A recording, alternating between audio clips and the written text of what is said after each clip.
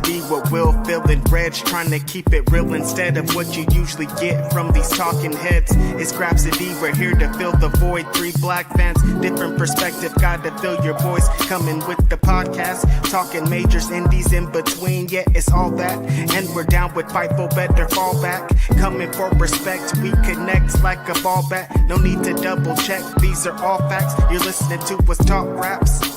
You're listening to us talk raps. Will, Phil, and Reg, yeah, we're Grapsody, here to talk raps. Yeah, we're Grapsody, here to talk raps. Morning. We are here. I've been up watching wrestling.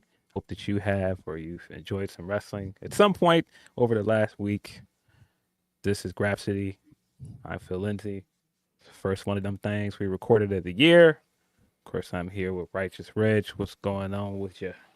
In the building, it's your favorite rapper, your favorite writer, your favorite podcaster. It's Media Man. It's January 2025. I don't know what that means. January 4th, historically, Wrestle Kingdom Day. We're, of course, here to talk about some Wrestle Kingdom. But it feels good, Phil Lindsey. It's a new year, new me, new us. Shout out to you for your interview with the IWGP Heavyweight Champion. What a great way to start the year.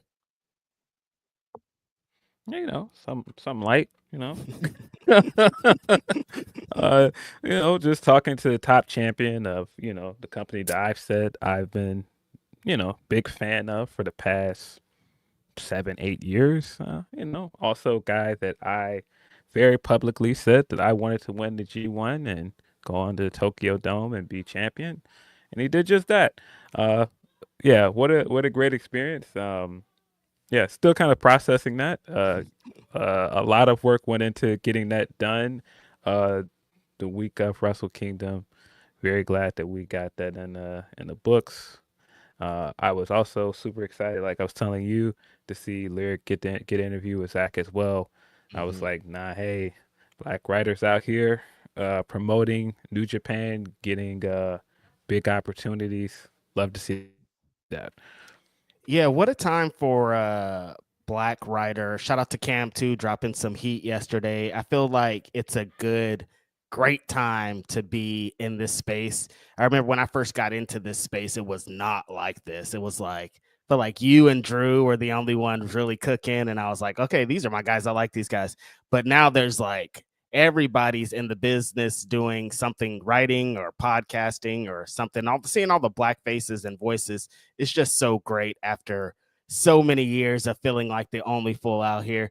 And they're unique and they're different and they add a different perspective. It feels so great, man. Shout out to everybody out there on the grind, doing something. Shout out to Lyric for getting that dope interview. Shout out to Phil Lindsey. Shout out to Cam. Shout out to everybody out there grinding super hard. What was a great way to start 2025. I rung in the new year with family, and then, as I said, I remembered I had some work to do because it was a busy December for me, and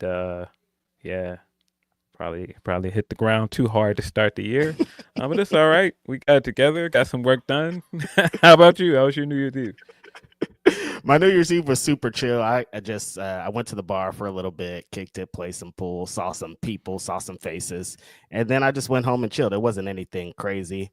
I've been thinking about my old past years. I went to Vegas for like 10 years in a row for New Year's, and it was the craziest times of my life, honestly. I saw some things that people shouldn't see. I think at some points I saw some dangerous things. I saw some crazy things. And like to go from that to like, oh, I'm just chilling at home watching fucking Curb Your Enthusiasm or something on New Year's felt like, oh yeah, I'm really a grandpa out here. So shout out to all the grandpas. Shout out to everybody who didn't do anything crazy and just live their life like that. Yeah. I mostly spent it with family, had some libations, watched the ball drop and the rest of the stuff. Andy Cohen on CNN was one of the funniest things of the night, man. That guy was hilarious, man. I saw a clip of him. If you didn't watch it, man. Him and Anderson Cooper, they shot to John Mayer in Japan at a cat cafe, and Anderson Cooper could not handle it. Yeah, no, there were so many bits from that were funny. When they talked to Diplo and Andy asked him, "Hey, what's the craziest place you've done LSG?" And he's just looking around like right now.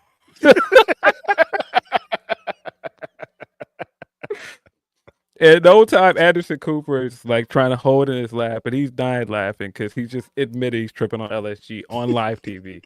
Then also they had like an interview with Lil John, and Lil John's like talking about mindfulness and all this other stuff, and Andy Cohen, because he was drunk, talking louder and louder the whole time, and then he goes, "Yeah, I'm a little drunk," and Lil John did the black people face. I'm like, don't say. Couldn't have guessed that. Wouldn't have noticed. Ball drop. Yeah, a lot of great moments from that CNN special. Yeah, Roy Wood saying, "Yeah, I remember the last time a black man was on this show drunk, they got fired. You're not gonna get me. keep your liquor over there to yourself." That is a very real ordeal. We all saw it unfold in front of our eyes. Still so crazy that's been a thing for so many years. People get together in New York City, Times Square, watch this ball drop. Now it's become this bit with Andy and Anderson talking to these random celebrities, having a good time. It's dope to see people excited and getting together, knowing what's looming over our heads in the next coming couple of weeks. It's an interesting space to exist in, Phil. Yeah, we saw some craziness with that within the next 24 hours. The whole Cybertruck thing out in front of Trump International, which looked insane. I initially just saw it from the angle from inside the building where you could see the Cybertruck outside on fire. And then when I saw it from the other angle where it blew up, I was like, no, this looks crazy. Yeah, I didn't. At first, some of the homies sent it in one of the group chats, and I was like, "This looks like fireworks." And they're like, "I think it is." It's like when you see it from different angles, it looks different. From the inside, it's like blowing up. It's like, damn, explode! You hear this big explosion. On the outside, it looks like there's fireworks coming out of the Cybertruck. I'm like, I'm really confused as to what's going on here. And then the story on what happened is even weirder. Dude got a divorce or something. Ended up committing suicide, I think, before the truck blew up or something. Some crazy stories going around here, and it's a wild way to start the year. There was also a couple mass shootings. Mass shootings are regular at this point, but the way that they don't encompass the news anymore, when happens, and it's just like, hey, that happened, let's move forward, is so crazy still. Yeah, of course, condolences to anybody affected by those mass shootings. Yeah, sucks to keep getting that kind of news. Sucks to start off the year with that kind of news. Yeah, one of the bowl games got canceled because of it, if I remember correctly. Damn. Some bullshit. Yeah, hate it. Yeah, so your boys, Illini picked up a win, Citrus Bowl. Quarterback was out there with the AEW World Championship over his shoulder. I was like, I'll take it. Somebody from this city/state has to win something because a lot of the other teams are not getting it done. And of course, that's Tony Khan's alma mater, so makes all the sense in the world for them to be rocking the AEW World Championship. Oh, when I saw that video, there were people being like, "Oh, I can't believe AEW finally got their title in a championship game," because usually WWE's right on top of those things. And now that you say that, that's Tony Khan's alma mater. It's like, yeah, of course, he's gonna get first dibs at sending his championship. Huge look to see the AEW World Championship in that position at that point. People looking happy. Belt looks great in that thing out of a briefcase. Who would have thought? That's crazy. Yeah. Yeah. Who would have guessed? Yeah. Also, in sporting news, today is officially Derrick Rose Day, January 4th, 2025. There will be celebration for the youngest MVP in NBA history tonight at the Bulls game. Bulls will be playing the Knicks, which is fitting because Derrick Rose played with the Knicks for a little bit. If you don't know the significance of the date, it's all of his jersey numbers, of course. Number 1, he wore number 4 the second time around with the New York Knicks, and of course he wore 25 first time with the Knicks and with Simeon. Mm-hmm. Amazing. Shout out to Derrick Rose. We gave praise to him many times on this pod. We're both huge fans. One of our favorite basketball players of all time. Anytime somebody gets a day, it's so dope. There was like Too Short Day here in Oakland, and it was just like, that's just thinking about where these people came from, what they did, how they impacted the culture, and for them to get to a point of them having a full day is so dope. Yeah, apparently the report now is that they're going to retire his jersey sometime next season, which they goddamn better. I don't want to hear none of this. No, he's one of the greatest Chicago basketball players of all time. Not just what he accomplished in the first few seasons here, what he means to the culture here, what he means to Chicago basketball. Like that is like one of us, and not just like somebody from the city. A kid from Inglewood got drafted number 1 to Chicago Bulls, took the team all the way to the conference finals, won MVP. Nah, you gotta give him his roses. Literally, you gotta give him his flowers, bro. I was just laughing because I remember yesterday seeing a quote from D Rose. They were asking him if he wanted a statue in his tribute, and he was I've seen the statues that they've done recently. I'd be good with them just hanging my jersey up. And I laughed so hard. He saw that D Rose statue and was like, you know what? A jersey might be enough, I think. I think just the jersey is cool. I don't need to be immortalized as a statue. That Wade statue still looks crazy. But yeah, shout out to him. He's been doing a lot of cool stuff in the city, been doing a lot of philanthropic stuff, doing a lot of sightings. I thought he's had some cool ideas. Like he had the flower shop downtown. He had like a rose garden event where he's at. Then he got the official plaque to commemorate Derrick Rose Day. Man, shout out to him, man. Big Derrick Rose fan. I wish certain things had gone better, but man, it's just so good to see him in good spirits. He seems like he's taking a lot of this stuff in stride. And man, that's just so dope, man. It's so dope because you could easily be like, man, he has some terrible luck. And it doesn't seem like he's letting that get him down at all. Yeah, still one of my least favorite, saddest videos to watch is him on camera finding out that he's leaving the Chicago Bulls, and just like the hurt in his eyes and his face and his whole being of like, not one part being inside of me wants to leave this organization, wants to leave here. And I'm finding out like this, like the way that sports, the way that athletes find out about these things and have to uproot their whole lives and what they thought they were going to dedicate the rest of their lives to is crazy. Yeah, still angers me every time I see it. I hate how they did him on the way out. But yeah, it is what it is. It happened. Speaking of former Chicago Bulls and possibly being on his way out, Jimmy Butler during press conference this week made it very much known that he is not happy in Miami and he is ready to move on. That did not go over well. Following this press conference, if you have not seen it, it is wild. Jimmy is Jimmy. It was very much like matter of factly, like I need to go somewhere where I'm enjoying playing basketball anymore. Right, and I'm not enjoying playing basketball here. And someone asked him, "Do you think you can get back to enjoying basketball here?" And he just goes, "No, probably not." And then with his hair too, Phil, like the whole scene is just it's such a Jimmy Butler ass scene. It's like he's there, his face, his look, he's going into this intently, but he's just so like, I'm just ready, you guys. Like there's not any bits, any extra here. Like I'm done playing basketball here. And so, yeah, Miami Heat released a little press release statement that says Jimmy Butler been wilding, so he's out for 7 games. Because he's been a detriment to our organization. Yeah. Unfortunate.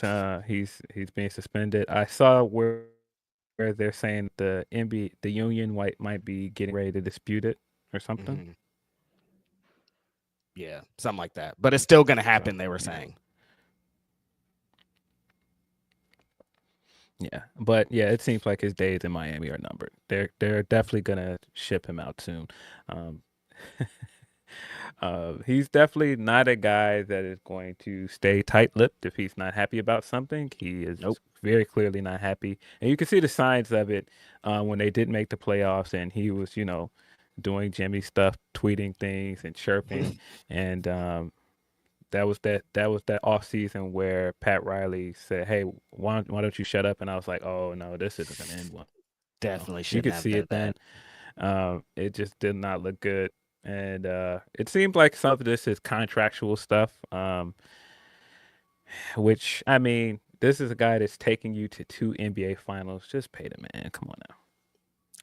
I don't understand. I'm like, why your star player, the guy that carried this team on your back, you guys should be rolling out the red carpet. I remember when the Pat Riley thing happened, I was like, Jimmy Butler's fucking gonna hate that. And then like it just kind of continued into this, and you're like, well, sometimes players are just like, fuck it, I'm gonna play through it. I don't really care about what's going on with the coaching staff. But again, when you're carrying the team on your back, and then the coaching staff is like disrespectful to you, you don't want to play for this team. Why would you want to help out this organization that doesn't give a fuck about you? When again, remember that one playoffs where he they were saying that the Heat was down and out, but then he got the team on his back and got them to where they needed to be, almost won the championship. Yeah, that was the season they lost in the play-in tournament, and then they proceeded to win their next game, make it into the playoffs, and make it all the way to the finals. Yeah, what a season that was for him, man. Jimmy's one of my favorite players. I enjoy watching him play. I enjoy some of his shenanigans. I love Jimmy, man. Even watching him do this thing, and it's such a Jimmy way to leave a team too. What's a great basketball player without antics, Philip Lindsey? Like, which one of your favorite basketball players of all time didn't have antics like that? None of them are just like fine on the line. I guess like I was going to transition into some guy hit 8 threes the other night. He doesn't have a lot of this drama surrounding him too often. No, he lets Draymond do that. Draymond definitely has enough. Yeah, he's getting enough shenanigans from Draymond. But yeah, that guy, man. I listen. Every time I've had to listen to this conversation of, hey, he's one of the greatest shooters of all time. This guy is one of the greatest point guards of all time. Some of them passes he was throwing in that game. I mean, the shots. We've seen him hit shots. Like, man, the fact that he hit 8 threes in that game, did not miss a single three. The dimes he was dishing in that game. 6 rebounds in that game as well. Like, one of the greatest point guards of all time. I watch a lot of basketball podcast clips, and they talk about clutch moments. It'll be like Paul Pierce will be like, Kobe came in the locker room and said he's going to drop 50 on all of us. Or LeBron came in and said, I'm mad at this, and dropped 60 or whatever. Like, the superstar players that can lock in and at any moment do something like this on a league full of heavy hitters against the 76ers, against like some people that are supposed to be really into this, but you could just turn on the switch and turn to a different guy, hit 8 threes, take yourself out of the game. Like it's insane the things that Steph Curry does, and they still try to act like he's not that guy. Yeah. Hold on. Seems like I'm like lagging like crazy. Mm-hmm. Trying to let it settle because it was just like a bunch of noises. Like, yeah, I can hear you. Is it still lagging on my side? Yeah, it's lagging. Here, hold on. Matter of fact, I am going to try to leave and come right back, and then Okay. we'll get into some wrestling talk. Yes. It's just gonna be me, you guys. It's my Wayne and Garth moment when they shoot to me, and then I don't know what to say. So shout out to y'all. Shout out to my background, like that cool sign in this place that I'm in. What a great life. I hope Phil Lindsey's Wi-Fi is working better. How's everybody doing out there? Did you guys have a fantastic New Year's? I never read comments. I don't know if you guys know this, but I don't read the comments when the podcast's happening. I'm usually on the super chats. And the issue is like I used to, and there would be people in there talking crazy, and then it would distract me from the podcast. And then I just want to yell at this one guy who's in there. So I'm sure that I've done so many podcasts since I've stopped doing that, where people are in the comments being like, this guy's the worst, this guy's awful, I can't believe him in his stupid takes. But I just never see him, and it just makes me flow so much better. So if you've been in the comments also on the other end, which is kind of part of the issue with not being on social media, not being as much, the good comments, the good things, the people giving it up, I just don't see that either. So that's kind of an unfortunate thing. But the bad ones weigh so heavy on you that you just can't. Like, I just have to eliminate all of it, because I'll be in here yelling at fools all day, because for some reason I evoke these crazy emotions from people just because I was talking shit about wrestling. This week, people were very upset at me, I guess, or something, or yelling or whatever, or caused a controversy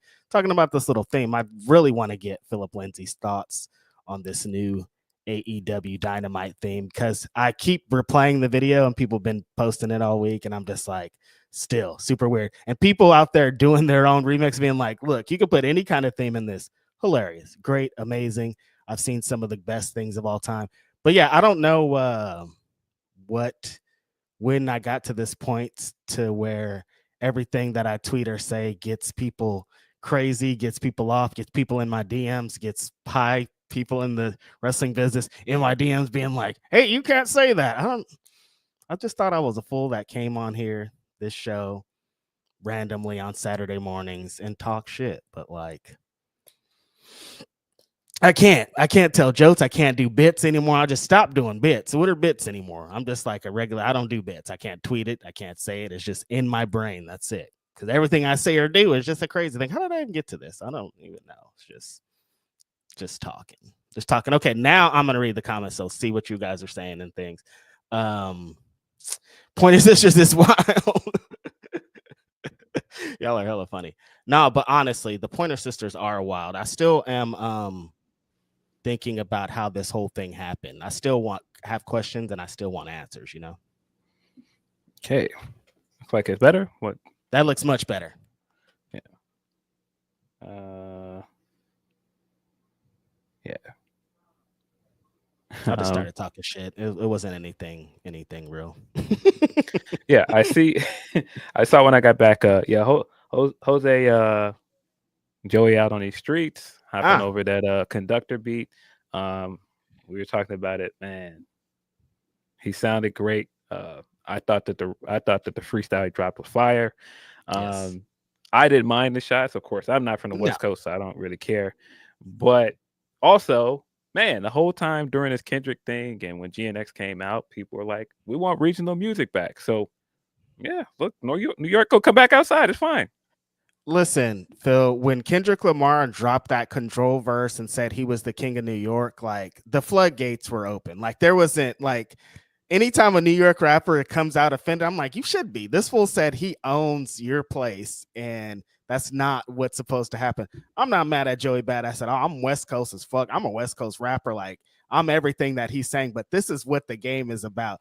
Kendrick and Drake opened something. They brought back lyricism to the mainstream. They've done these things. So now Joey Badass is like, well, I want to be in this too. I'm a lyrical rapper. I do these type of things. I'm in this thing. You guys are overlooking me again. Let me talk. Let me say something out loud. Somebody was saying that this is Ab Soul's battle to fight for some reason. And I was all, but Ab Soul and Joey have worked together before. And I feel like they have a pretty good relationship. So I don't think that Ab Soul would be the one to go back at Joey. I don't know. But I thought it was great. I thought the record he dropped was great. I was like, if you're gonna ask for regional hip hop, New York is gonna come with their guy. And if anybody from New York feels like they have a say, it's Joey right now, in my opinion. That's a fact. A young guy that's still kind of the future of this, young and that spits and represents New York. Joey's the guy. But yeah, I texted you. I was like, I think this is the best I've ever heard Joey Badass rap, honestly. Like, he's going absolutely insane. Conductor, I don't like. He's on Alchemist's ass. Like, Alchemist is putting out heat, but Conductor, every time Conductor puts out something, I'm like, oh my God, this is crazy. Your homeboy dropped something over Conductor too, pretty soon after that. So it's been a great week for him. The Joey shit's crazy. Like you said, regional hip hop. I want more of it. I want more rappers to come out and say this. This is what the game is about. It used to be all that. It used to be like, we're New York, we're West Coast, we're East Coast, down South. Atlanta came and dominated for so long. Like, it needs to get back to what that was. Yeah. Yeah, I agree. I thought the Joey record was great. Again, Conductor is Conductor. He did lace Joey with a great beat. Lace the boy with a beat as well. That was the topic of the weekend at one point, because he dropped a Conductor freestyle where he was taking some pointed shots. Seems like they were some shots at a certain basketball player and people that, people that turned their back on him. Drake likes nothing more than to rap about people that were disloyal to him. And so this is kind of his bag. Like, over the Conductor beat, getting his grievances off. This is his bag, and I was like, "Nah, this is fire." But that's that Grievance's voice too. Grievance's bars. Voice. He has that Grievance's voice when he's on that style. Yeah, no, I feel Kendrick when he was like, "We like Drake with the melodies," but when he get into this kind of bag, I like it. Listen, it's Drake over Conductor. I'm not gonna be mad at that. Come on. Yeah, it's a winning combination. If Conductor's putting out this, give the biggest rapper in the world that, and Drake's doing what he's doing. Drake addressing the people and being disappointed in what he thought they were and what they represented is always insanely funny. Because a lot of this, like, there's a couple shots at Kendrick, but like a lot of it is like, LeBron, I'm so disappointed and sad. I thought we were down. I was on the shop. Hey man, when you tattoo a guy on you, and you go and you have great moments with him. He was there when he won his first championship in Miami. He thought they were brothers. He did a little seem like he was doing a little dry snitching in there as well. I was like, he's being a little messy, which of course we know Drake to be. Listen, cool. He's down, Phil. He got to, from here on out, he has to, let it. Who's my real people? Who's standing behind me for real? I could say things and do things because I'm at this point. I still think he should have chilled. He still should chill. Like, I don't know if this is official. That's cool. Yeah, I don't know if this is an official release or what this was, but he could still get lower than he is. Well, I mean, it popped up on his YouTube channel and then it vanished. So, I don't know. But of course, it's everywhere. It's the internet. Once you drop something, it's everywhere now. You can't just. Yeah, it doesn't matter if you delete it, dogs. If it's been up for 1 minute, somebody got that. Yeah. But you know the deal. Send us your super chats. That is the guaranteed way where you can get your chat read on the show. Also, you can send us your Humper chats via humperchats.com/Fightful. That's a fact. Of course, we appreciate everybody for always submitting and supporting us. And we appreciate you guys joining us for the first Grapsody of the year. Still feels weird to say 2025. You got any 2025 goals before we move forward with some of these super chats, Phil? Let's talk about it. Let's get into it. I don't know. That big one, like getting to interview a champion. It's pretty good. Felt pretty good. Pretty good. Pretty good. I want some more big interviews like that. Definitely going to try and chase some more opportunities like that in 2025. Yeah, it's kind of same thing for me. I want to get into some more interviews. Hopefully can knock out a couple of these bucket lists. Mercedes, what's up, homegirl? Like, where you at? What you doing? Like, if I get Mercedes, I think I'll be good. Like, you can keep the rest of them. Phil and I interviewing Mercedes, I think, is probably at the top. Brian Daniels, I don't know what the hell you're doing. You feel like you're getting the itch. Feels like you're a little close to the situation. What's up? Let's talk. What you want? What you doing? And Dwayne, I just know, like, I don't think he's coming back for WrestleMania. So I'm going to push that one down further. Like, I'm like, the closer he is to wrestling, the closer I can get to it. But the farther away he is, feels harder. So I don't know. Yeah. Yeah, I was saying on Twitter that was definitely one of my favorite parts of the Zack Sabre interview when Zack was getting into his hopes to wrestle Brian again. Very funny guy. He he's at one point he was saying, "Yeah, look, I didn't tap him out, so I still have some unfinished business here. I know that he graciously called me the best wrestler in the world, but I cannot accept that mantle until I tap him out. And I am an environmentalist, so I will not be using a single-use plastic bag to aim for him. Only submissions for me." I love it. I saw that he threw some smoke at Nigel too. I'm like, oh no, Zack Sabre Jr. is trying to do his thing. Like, what's up? Well, I'm loving what's going on here. This is a great way for him to expand as a champion. Like, if Brian is still another match is on the horizon, whatever Zack Sabre Jr. is cooking up, I'm liking it a lot.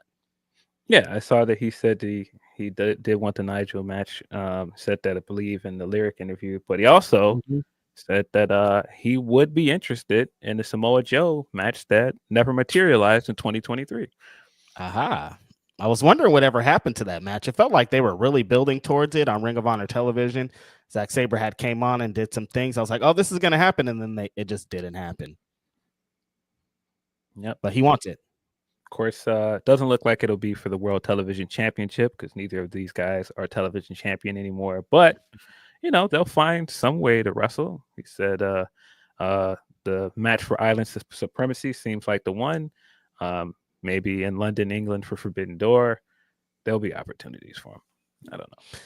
Zack Sabre Jr. and Samoa Joe for the IWGP Heavyweight Championship sounds fucking crazy. It does. It does.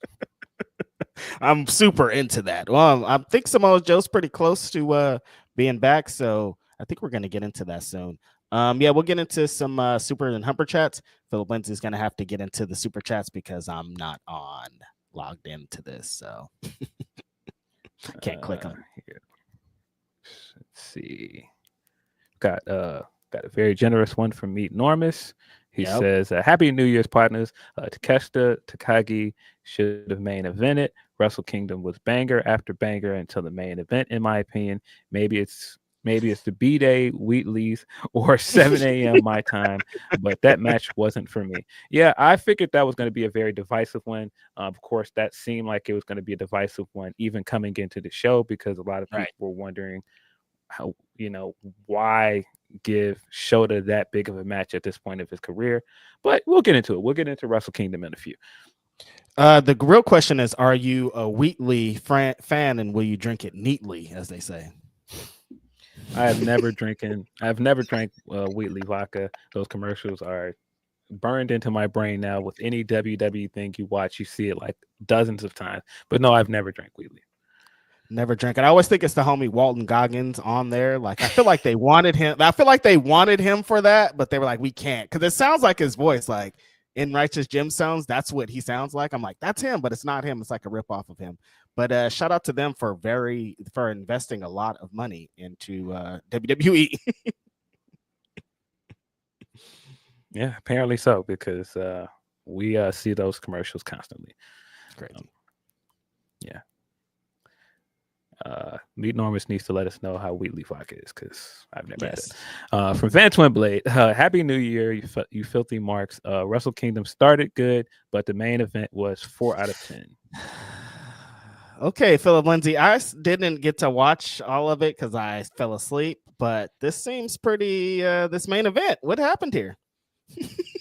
Yeah, because we'll get into it. There's a lot to get into with it, but like I said, I figured this was going to be the case.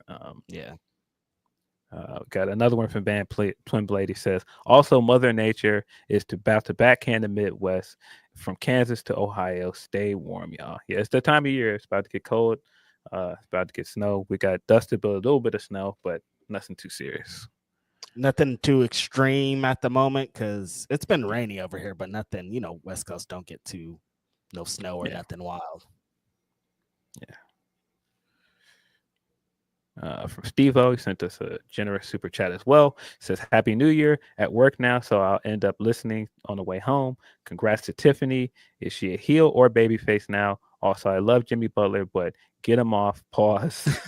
My Miami Heat. Get ready to learn Utah, buddy. Yo, if they send Jimmy to Utah, they are the pettiest people in the world. You can't send that guy. You cannot send Jimmy to fucking Utah. That's crazy. Yeah. Tiffany Stratton did cash in. She is the new WWE Women's Champion. Look at that. The cash in was pretty cool. What a monster pop for her when she came out and cashed in and hoisted that belt over her head. Given the pop and given how she cashed in, I think it's safe to say she's probably going to be a babyface. Yeah, I don't think you want to, like, how do you switch from that? Like, I mean, she could, come out with the, you people thought, but you didn't help me get here. I'm the champion now. But with the pop, like you said, and how many great ovations she's continuously got, it makes more sense for her to be babyface. Yeah, that's what I think. Hey, what's over there says you and Phil's thoughts on Joey Badass' new song. Hey, we got into that one. Yeah, we both it's fire. We both think it's heat, man.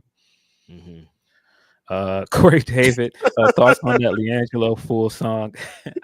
I've only heard the snippets of it, but the snippets are hilarious. What is this? I saw this and I was like, huh? But like, also, it makes sense. Like, what young basketball player time, all the reasons why. I'm like, yeah, but like, I'm not listening to that shit. I'm good. Keep it. I'm good, Leangelo, man. Great name though. From Grapple Geekery, he says, you're one of my favorites, Reg, and I value your takes. Thank you, Grapple Geekery. I appreciate that. I know a lot of people do value my takes, and what I say. It's still just weird that y'all do, but I really do appreciate it. Yes. From Hey, what's over there? Also saw an edit of the Rulers back with the Old Boy instrumental, and it's fire. I saw that as well. It does hit over that Old Boy sample. I'm gonna have to find that. The conductor shit is fucking hard, though. I don't know why you would want to remix that. It is. Yeah. Got a generous one from Curtis Brooks. He says, hi, guys. Speaking of regional hip hop, Drake is a Toronto rapper, not a Canadian rapper. Americans won't know the difference, but Canadians do. Check out Snotty Nose Rez Kids, real deadly hip hop. I'm going to take your word on that one, buddy. Yeah, no, we don't know that. We're just like Canada. That's it. You're all of it. You're one thing from one place. But no, I feel you though. From Leonard Aaron III, he says, not going to say anything about lawsuit Aubrey. He be suing folks and crying over beats. Swerve's going to stop pulling psychotic shit out of people. At least Ricochet didn't burn down his spot like Arson Page. Yeah, I thought the Ricochet stuff, both on the pay-per-view and on this week's episode of Dynamite, was really, really good. It feels like they got something here. Go figure again. Seems like somebody's upcoming feud that is going to be heat is with Swerve again. That's crazy. Yeah, the way that he keeps bringing this extra something out of this people is amazing. Ricochet's transformation the last couple of weeks is, again, I could say it again, the best Ricochet character work I've ever seen him do on mainstream television. Like what he did this week, I'm like, that's probably the best thing I've ever seen Ricochet do on TV as a character. Just like that, the emotions, the facials, the reactions, the psychotic laugh at the end. I'm like, this is amazing. Yeah, I really like it, which we'll get into some more of the Ricochet stuff when we talk about World's End. Mm-hmm. From Tony P, he says, just got up, LOL. Wrestle Kingdom was a good show. So who we think is getting Jimmy? Also, if Phil didn't let you know, Reg, you are my petty of the week for your AEW rant. I saw that skeet earlier, the homie Tony P. So yeah, I think that I mean, I don't know. I thought that it was pretty on the line what I was saying about this theme song. Phil, I did want to get your thoughts on how you feel about what were your emotions when Dynamite started and I'm so excited blared over the sound system. So I wasn't at home. I was at my sister's house. Mhm. And so I'm sitting in the kitchen, and I had my laptop and everything in front of me because I was working on the interview.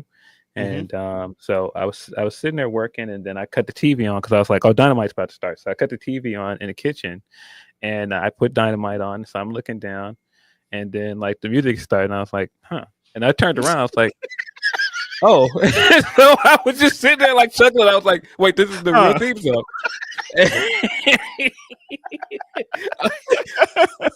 Listen, it might work, it might grow on me, but off first listen, I was like, I don't know that this fits their brand. It like we talked about on Ask Grapsody, when the other company over there is doing contemporary stuff, using modern music, using hip hop, and then you come with Pointer Sisters. It's an odd choice. The other show got a brand new ass Meg the Stallion song. Is lit, it's fire. There's a lot of that kind of energy. And then like, here's a song from 1982. It felt a lot of people were saying that this week, me included. Maybe it'll grow on me. We don't need songs that are gonna grow on us, though. I think we need some heat off the bat. Again, Pointer Sisters, great, amazing, one of Yeah, of course. legendary status, great music. But for Dynamite, the flagship wrestling show that AEW is presenting, I don't really know if that's the way to get into it. Yeah, wouldn't have been my choice, but it wasn't terrible, and that's why I said it No. might grow on me. I might just get used to it, but yeah, it was definitely a choice. uh, Tony asked to who's gonna get Jimmy. I'm not sure. I mean, there's some places I think he would work well. I think if they could add him to a team with like a young nucleus, I think he would work there. Like Mhm. maybe Brooklyn or um, I don't know that Houston has anything to trade. Houston might be a decent fit for him, but Mhm. something kind of like that. But I don't know that Miami's going to trade him to an advantageous situation for him. So that's the other part of it. I don't know, especially with the way that he's handling this whole thing. I don't know. I'm like, one of them is about to earn your petty of the week because I don't think Miami's going to be like, hey, who wants him? Who's great? Who'd be better off if we send Jimmy over there? Now they're like, they might send his ass to Utah. You know what I mean? Like, how could we screw this guy? Because he's a detriment to our the verbiage on that damn press release. I was like, oh, they want this fool out of here. Yeah, he's definitely done with Miami, which is a shame because I think honestly he's going to go down as one of the best Miami players when you consider the run he had Yes. there. It Facts. sucks that it's ending this way, but these things happen. And It's basketball. It's I think business. Barkley said it perfectly when he was talking about it. Like, if they were talking about not paying Wade, Wade had to leave and get a big paycheck somewhere else. Yeah. Mhm. They're not going to pay you. If they weren't going to pay Wade, they're not going to pay you. If they're not paying Wade, they're definitely not going to pay you. And then you already got that as, something to lean on to be like, look, you guys did this to Wade. I know when the writing's on the wall, what it's going to be. We might as well make this split amicable. They haven't been. Jimmy was very loud about it. Everybody's being loud about it, but that's sometimes how it goes. Sometimes you got to be loud. You know how these it happens in wrestling too, where a wrestler will tweet to try to get, hey, fuck this company or some random shit to try to get fired or try to get released. Or we've seen some things, Phil. That's all I'm saying. Yeah. Yeah, Ryan, Jimmy in Toronto might not be a bad idea. That's definitely a rebuilding situation. You could build around Jimmy. The problem is they don't have really any assets to trade for him. Jimmy could come play over here. They petty Jimmy could be a wizard. Yeah, Meet Norman says if they petty, Jimmy could be a wizard. Boy, oof. That would be I hope not for Jimmy's sake. not advantageous for him to say the least. Jimmy on Golden State would be fire. I would love that. I'm like, yo, Jimmy over here would be kind of heat though. What's up with that? But, yeah, I don't see that. Yeah, probably not.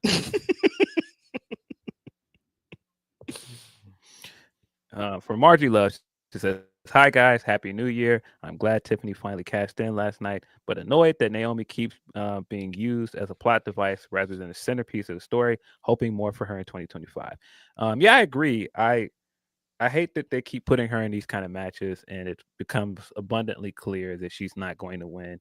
I thought the match was good. I thought she wrestled a very good match. She pulled off that Samoan drop at one point during it. She was working. She did a lot to make it a believable match, but wasn't her night again, unfortunately. Do you move her to the U.S. Women's Championship division and maybe put her over there? Because you can't keep doing this to Naomi forever, and it feels like they're not going to make her the main champion, you know? Yeah. I mean, they've got more options now that there are mid-card championships, so Right. maybe you put her in that division. I think she could do some cool things with the U.S. title, but just give her a win, man. Like, I know she got the win with the U.S. titles. I mean, not the U.S. title, but the tag titles. But just give her a win, man. It feels like she still has cachet with the fans. Like, when she gets that big win, it's going to hit. The fans are kind of waiting for it still. Like, she's had big moments throughout her time, but like since she's made her return from TNA and what she did over there, I feel like she deserves like something big. Yes. From Leonard Aaron III, he says, Shota needs to go heel. I don't think this babyface thing is working. It reeks of try too hard, darken it up, beat Anakin to Mox's Palpatine, sorry. Yeah, they definitely hinted at some heel stuff during the match. So I have a feeling there's a good chance that can happen.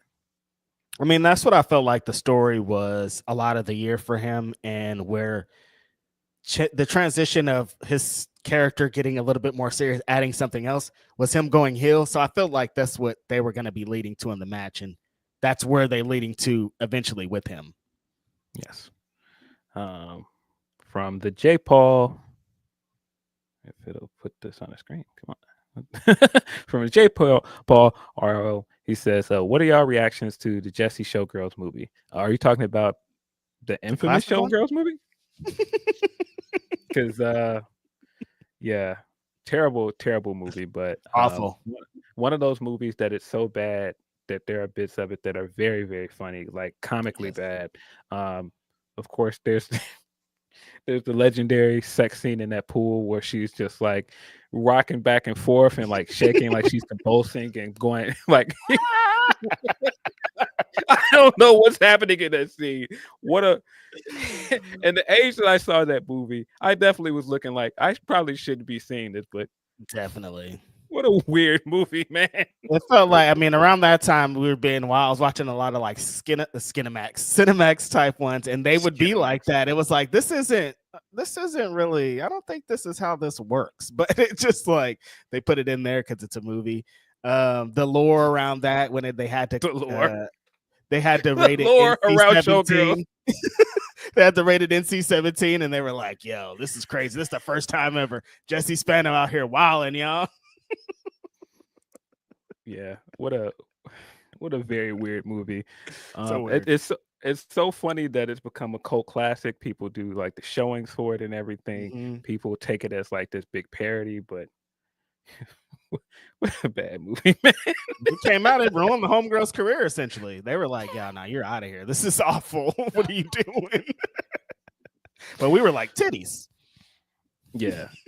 Yeah. That pool scene is like burned in my brain because I was like, that's how it's supposed to look. That's how it's supposed. I don't think it's supposed to look that way. But they knew like 13, 12-year-old kids are going to be watching this. They know we could get them. They're dumb. Yeah. From Hey, what's over there? He says, for this 2025, give me Athena versus Tekla, Gabe versus MJF, and Zack Sabre versus Nigel for Forbidden Door. Yeah, it seems like this Athena match is happening with Tekla. There's a little fracas after their tag match. Tekla seemed like she challenged her for the ROH title. And of course, because it's Athena, she politely said no. And walked away. I love that little backstage segment with Tekla's like, what's up with your attitude, Athena? You're acting real weird out there. And Athena's like, yeah, that's kind of my deal. Like, what do you want? Why are you talking to me like this? But yeah, if that match is happening, super duper into it. We talked to Tekla, a few months ago in our interview, and she expressed interest in more matches like that. So it's lit. Yeah, hopefully she gets that. Also, congratulations to her on the gallery that she where she that's showcased right. some of her paintings and some of the gear that she designed during Wrestle Kingdom weekend. I saw some of the pictures from that on IG. Looked fire. Yeah, super duper fire. She's out there killing it.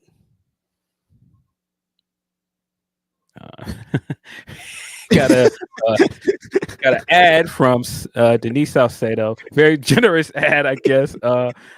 Reg, Phil, and me will be doing an AEW Wrestle Dynasty watch along on my channel today. See you there. That's a fact. Shout out to my homegirl, Denise Salcedo, California Connection. Wrestle Dynasty, baby. Phil Lindsey. I was like, yo, if we're doing Wrestle Dynasty and there's New Japan involved, we got to get Philip Lindsey on the deal. So Philip Lindsey's going to join us. Yeah. Yeah, you have some friends somewhere that likes New Japan Pro Wrestling. That's a fact. See some of these Humper chats. Got one from Van Twin Blade. He says, I have a proposal for Petty of the Week from a community completely alien to most people here. VTubing. There's a company I will not name because their marks are the Petty of the Week. For the second time, these fans, quote unquote, have made the list of people who's unforgivable. Oh, some beef. VTubers, huh? He says their unforgivable crime. Sorry, there's more here. I left you off. My bad, man. He says their unforgivable crime is saying negative things about the company, quote unquote. It's over 200 pages long. It would be like Fed Marks making itemized list of perceived slights and spreading 8 pages of a Google Doc on Dave or SRS. Top this, Tony P. Wrestle Kingdom kicked ass, by the way. I don't know Tony what P, you're talking about. Yeah, I'm like, what is that though? I don't know what you're talking about, man, but I think the funniest bit of this is him calling Tony P to the fans on his own bit. It was like, nah, I got a better Petty of the Week than you. You want to talk Petty of the Week? Here's a Petty of the Week. Shout out to Van Twin Blade. Appreciate you, homie. So good. Yeah, appreciate you, Van. We got one from Orion Ben 666. He says, morning/afternoon, Grapsody gents. First and for Reg, Joey Badass comes for K Dot wearing an MJF scarf. Huh? I did notice that. He had like the scarf hoodie joint. Cool. Drake's new track missed the mark. He just didn't get the lesson. Now for Phil, would you rather have Shota Cycle or Hiromu's outfit? LOL. Hiromu's a character, bro. Hiromu is a character, bro. I immediately posted that clip of Rick Ross on a motorcycle riding into his driveway for Shota's entrance. It's a cool entrance, man. Shout out to Shota. Mm-hmm. Yeah, no. There is I want to get into this main event because I'm super interested in hearing about it. But yeah, the Joy insane. Drake, it depends on how you feel about Drake. I saw a lot of extremes. It's either people being like, this is that Drake shit that we love, or this is the worst thing of all time. Why is this guy still talking? So I don't know where he's gonna land moving forward, but it's interesting. If you're expecting him to take accountability or something like that, you're not gonna get that. If you're expecting him to blame everybody else and play victim, that's exactly what you're getting out of this, which I don't agree with. But in terms of the raps, he was rapping. Drake is so funny though, because he's just like, why are y'all celebrating? Yeah, that is one funny lines on there. Like, yeah, I guess it's all cool. Y'all over there celebrating. I've seen a lot of my brothers buying tickets. I don't know what there is to celebrate about. Y'all buying into gimmicks. He is so funny, dude. Y'all just celebrating. Yeah, they're celebrating, man. It's a good moment. Hey, bro, it's a new year, dog. I'm sorry, man. Like, he got a Super Bowl appearance coming up, man. It's a lot for him to celebrate. Popping champagne, dog. It's a big deal. Just put out an album. It's all kind of good moments to be celebrating. It's like, why are y'all celebrating though? Yeah, my downfall. How you gonna celebrate my downfall? I honestly like it. Don't never take accountability. Fuck it. You're Drake. That's your deal. We got two more Humper chats. Of course, like I said, send us your super chats and Humper chats via humperchats.com/fightful. Wonga says, "Good day, Grapsody fellas. Shingo / Takeshita, Suji / Finley, Ichiban Sweet Boys, LP, and Miyu / Izumi matches were my fave. For Doki, that match was heating up as well. Was Dynasty today. Can't wait to see Kenny back." And they added Naito and Hiromu to the tag match. That's right. That's going to be a three-way match for the IWGP Heavyweight Tag Team Championship. Very excited for this card tonight. There's a lot of heat on this card. Well, let me get this last one. I was going to say, let's get into this card, but from D-Lo Diggs, he says, "Happy New Year's to the bros and Grab family. With that sad events with Nola, I am hoping now K-Dot will do something for the city. Sonic 3 will still bang, seen it a few times. Man, Wrestle Kingdom was a roller coaster ride. One love." Yeah, I hope to see some people in New Orleans helping out. I think you're right. I'd love to see K-Dot touch down in the city and do something. This Maybe is Wayne, somebody. New Orleans is just continuously having to deal with devastation like this, and they're a city that knows how to come together. So I think it's like perfect timing for a Super Bowl to be there, show them some love, and kind of rally that place. And shout out to all the people in New Orleans. Nolans, I want to get back there. Yeah, again, condolences. Yeah, I've never been in New Orleans, so I definitely want to go there eventually. But yeah, condolences to anybody that has been affected by senseless violence again, unfortunately. But yeah, let's get into some happier conversations. Wrestle Kingdom emanated from the Tokyo Dome. January 4th is always that day. Man, it's just something special about Wrestle Kingdom, man. Every year I get the most excited about January, Wrestle Kingdom season, Royal Rumble season. Royal Rumble's probably my favorite WWE pay-per-view. And just the way that they promote Wrestle Kingdom, the press conferences. I sat up and watched most of the press conference the other day. Just nobody does that quite like New Japan does, especially for their big shows. All the guys coming in, Kenny Omega being Kenny Omega. Did you watch any of this press conference?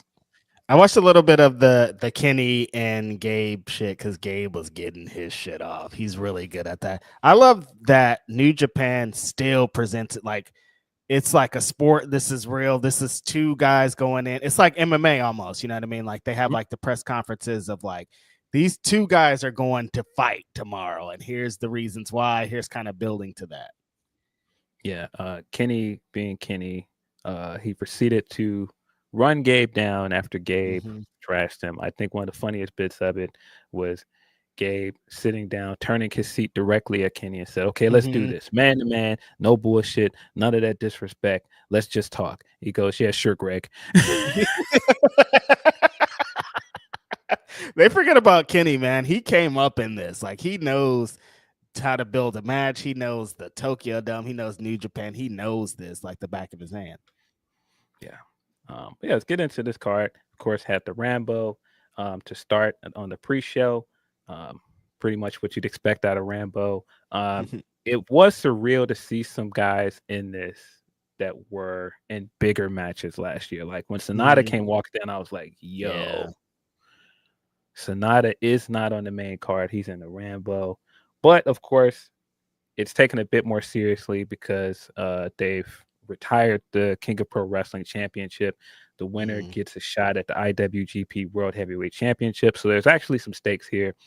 I thought it was a fun scramble match for what it is. Like, it's usually the same. Like, I mean, it's just a fun way to kick off the night, and then they'll hit us with that long interlude afterwards where we're just looking at that screen with the rock music playing. They're running down how you can watch the show for like 15 straight minutes. Even though we have New Japan World up, we know how to watch the show. But yeah, this match, because this match happens every year at Wrestle Kingdom with the winner getting a shot at the championship, the World Heavyweight Championship, it added something extra to it. Like the match felt more important instantly like that, even though they were still Great O'Khan is still, they're still doing bits and stuff throughout it, but it felt like a little bit more important. Yes. Hiroki Goto picked up the win. Bright Lights Goto again showing up in the dome, picking up a big win, earning himself a shot at Zack Sabre Jr. or after tonight, maybe Ricochet. Man, excited for Goto. Of course, Goto did very well in the G1, but he didn't quite pick up the win. There were a lot of people. Again, Tournament Goto is a thing. People wanted to see him pick up the win, didn't get it, but now he's got a shot sometime next year. Is it a Money in the Bank style gimmick, or is it you got to announce? Like, how does this contract work?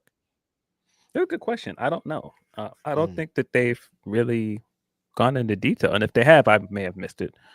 Mm-hmm.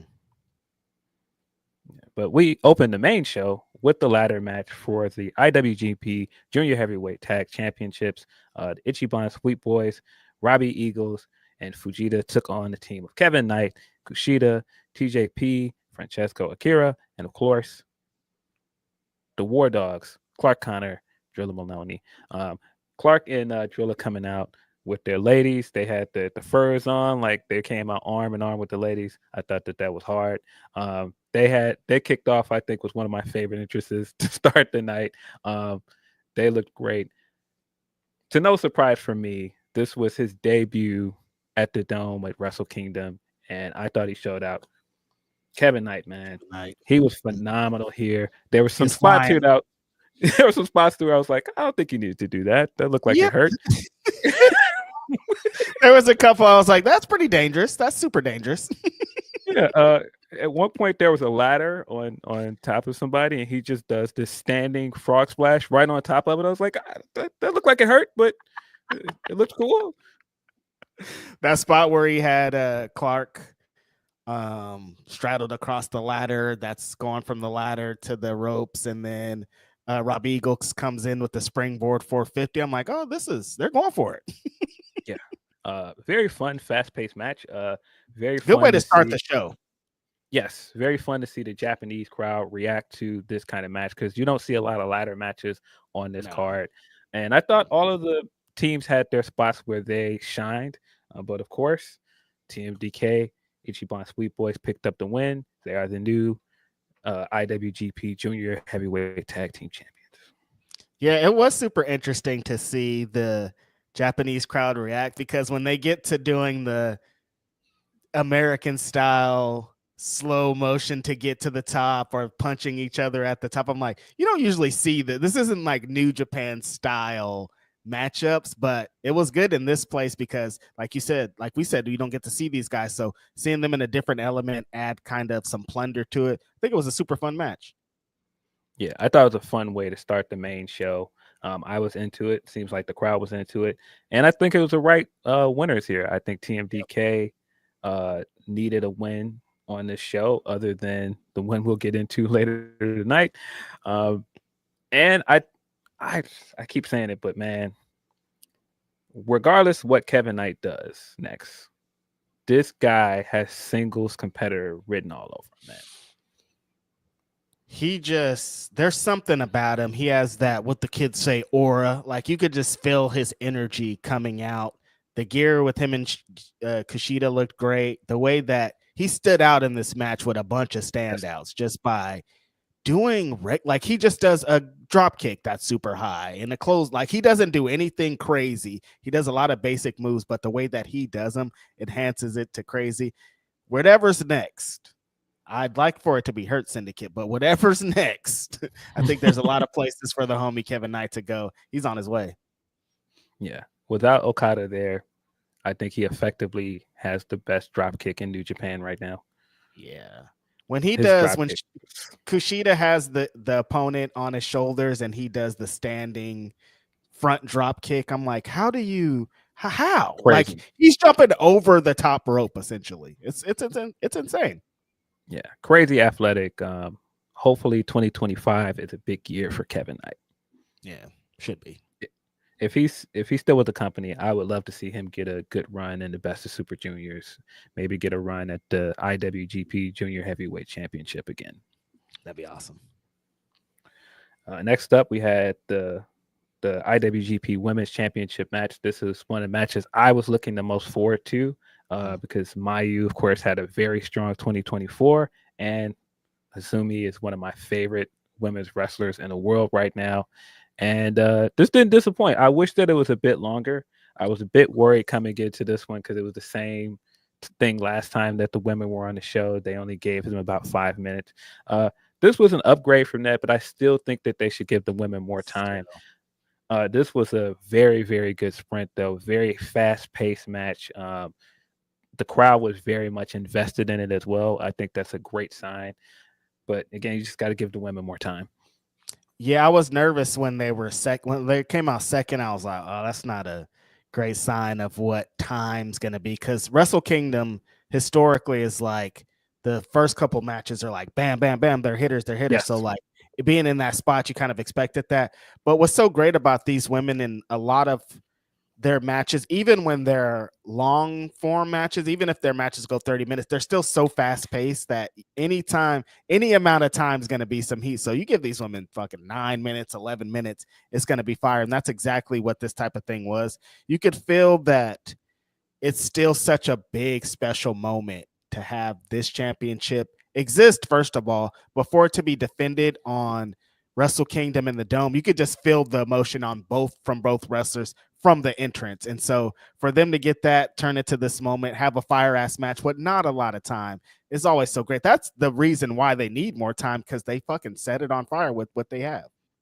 Yeah, they got a little bit over 8 minutes, but I thought that they used every minute of that match wisely. They looked great. This was one of my favorite matches from this show. Azumi is so good, man. She looked incredible at the beginning of it when she was doing the high speed stuff. She's so good. She gave Mayu everything she had, but of course Mayu came up with the win. I thought Azumi was gonna win this one. I don't know who was gonna beat Mayu at this point. Maybe Momo. Momo was on commentary during this match.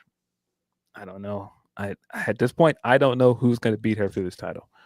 Well, Mayu was walking in with some Tokyo Dome energy, like unstoppable. Nobody can fuck with me. You know what I mean? Like, I've been defending this championship all year, and I've been a little bit overlooked and not put in the positions that I should have been. So I'm about to come out here and cook, and that's what it felt like. I'm not about to lose this match. I'm about to come out here and cook.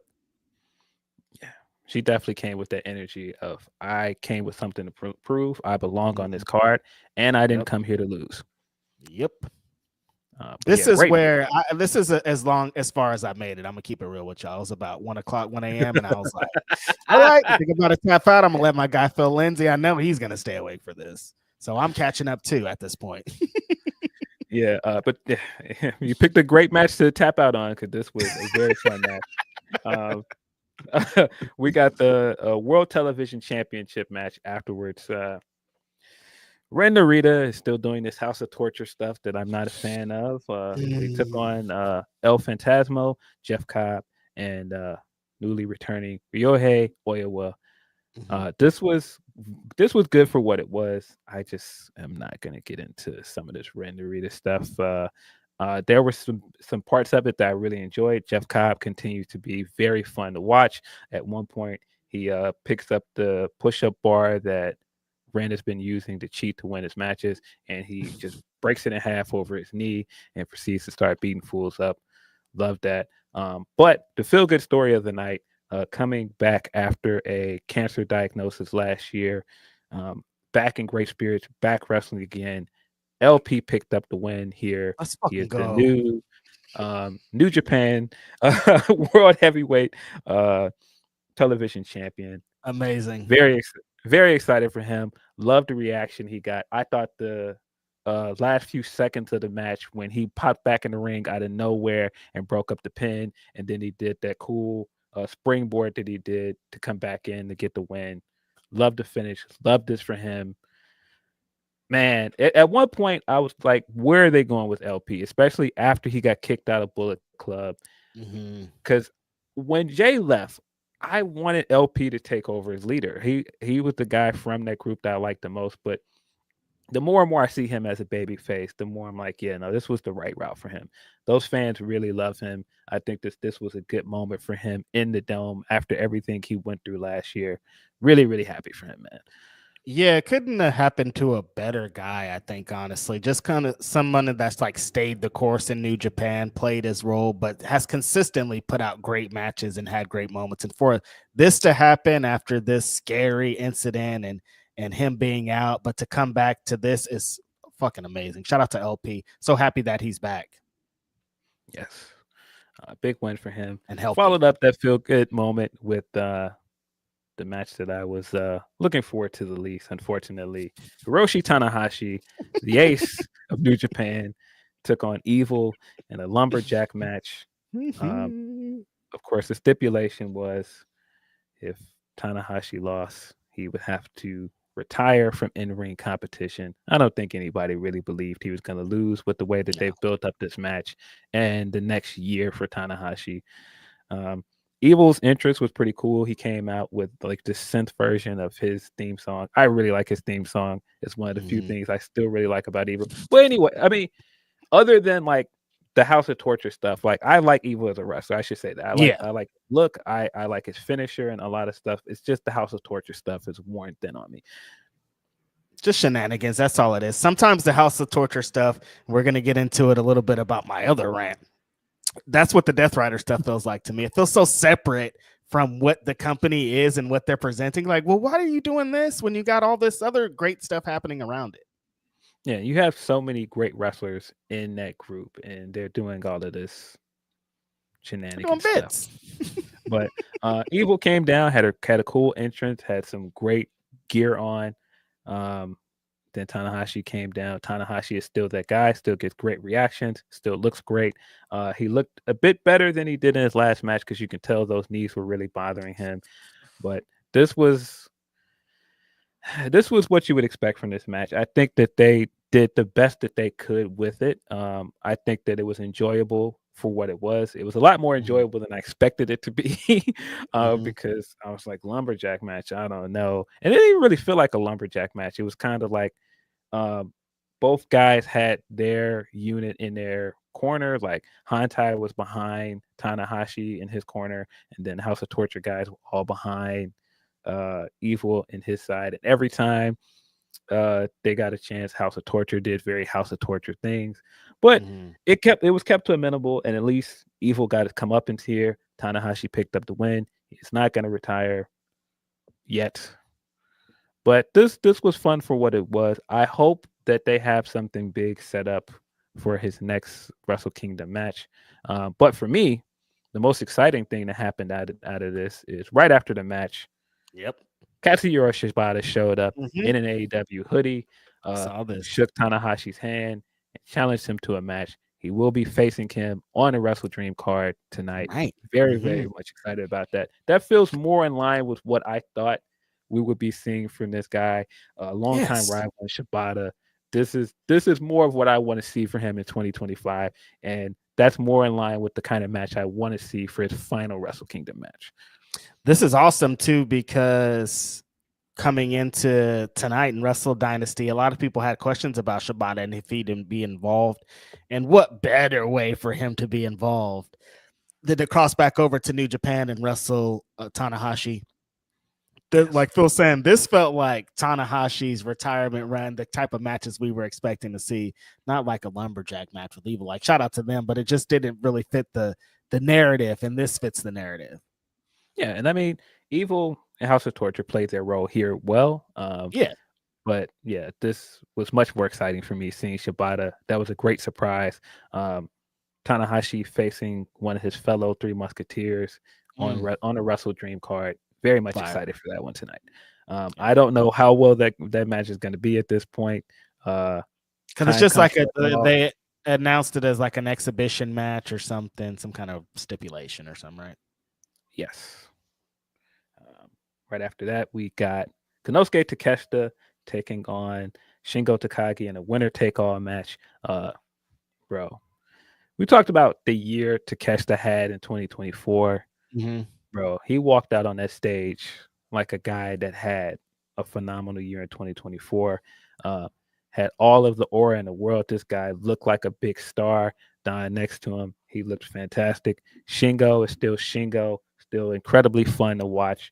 This was a very fun match. I wish that it had gotten a little bit more time. It went around 12 minutes. Okay. I think you could have shaved some time off of this main event that for some reason went 43 minutes. I don't know why. 43 minutes. Yeah, we'll get into it. It's a very long match. But you could have shaved some time off of this main event and given that to either to the Takeshita match or the women's match. But this match was good for what it is. Takeshita kind of dominated for a good amount of this match.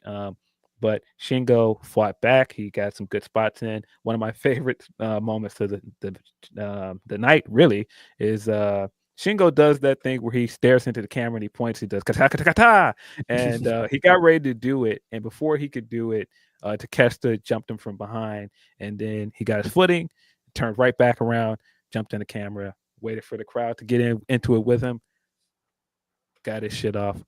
Not to be deterred. But yeah, this match was incredible. I think when you know the pedigree of both of these guys have phenomenal matches with just about everybody there in the ring with.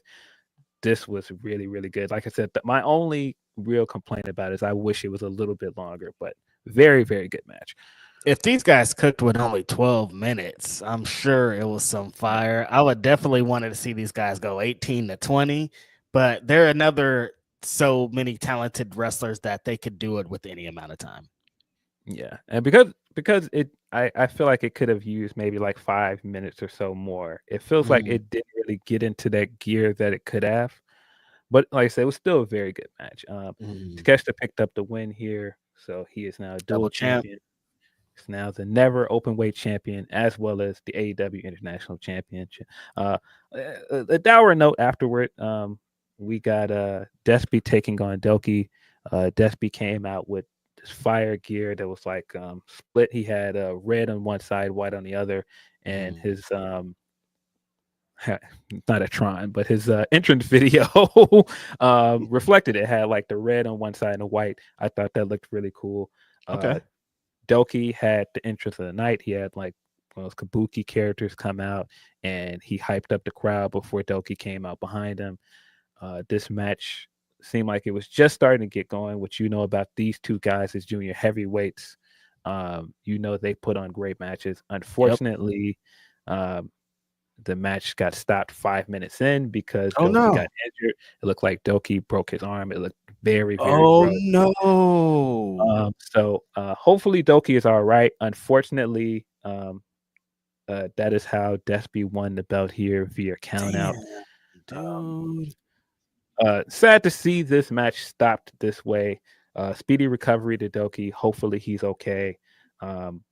Despy tried to get back in the ring afterwards and hype up the crowd and get them back into it.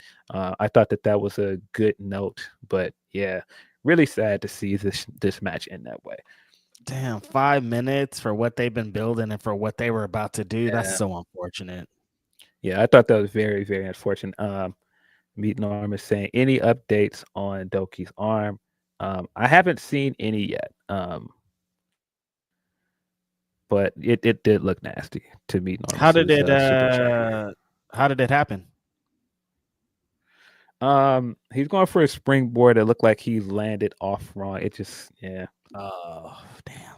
But yeah, it was a referee stoppage, unfortunately. I'm seeing in the chat people are saying that it looks like it may have been a dislocated elbow. So if that's the case, that it looked bad. You had to see it. It didn't look good. Well, hopefully he's okay if it's just a dislocation. Yeah. Well wishes to Doki. Hopefully he's okay. Right after this, we got Yota Tsuji taking on David Finlay for the IWGP Global Heavyweight Championship. For me, this was probably match of the night for me. I really enjoyed this match. Finlay continues to play his role very well as a heel. Yota Tsuji came out with that shit on. He had on this red hat and this red overcoat with it. Kind of looked like Carmen Sandiego. He looked great. He also looked great at the press conference. He gave us 2 outfits at the press conference, man. Yeah, getting shit off. Suji was like, "All right, we celebrate, and I'm gonna celebrate." He said he almost looked kind of looked like Carmen Sandiego. Yeah, he looked great. Came out with great energy. I love the story coming into this match that Yota Tsuji had some pretty big moments in 2024, but he wasn't able to get the big win.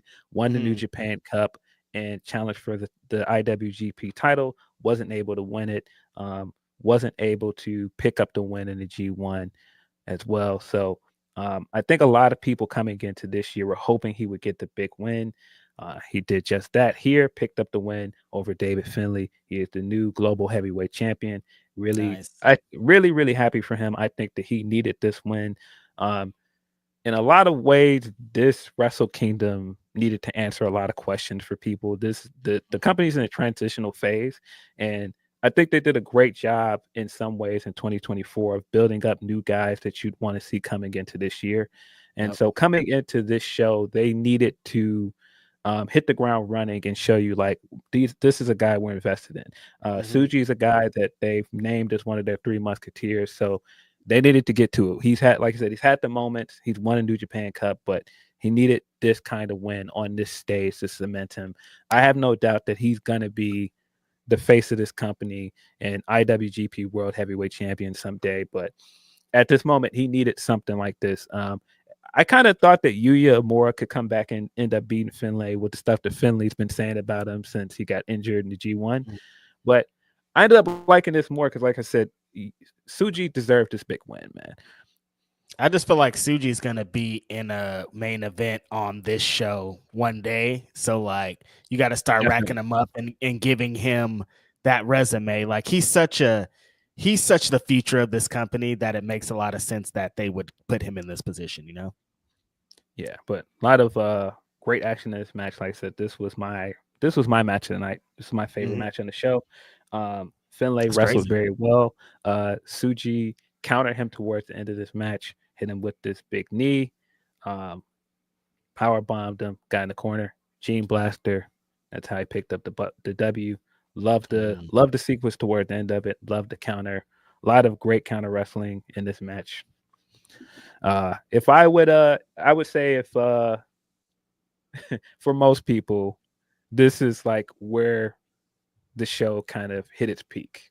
Because I think up to this point, most of the matches were very enjoyable to great. Like I think most of the matches up to this point were good. The last 2 matches were divisive, to say the least. Naito versus Hiromu was always going to be one of those where, with where Naito is in his career, I feel like this was going to be mostly story driven, and that's what we got. And I love the story they told here. Hiromu came out with this wild gear on. He looked like a Funko Pop designed by Murakami. But he looked great. It was a very Hiromu moment. I thought his entrance was fantastic. Naito, of course, forever has that shit on. He looked great as always.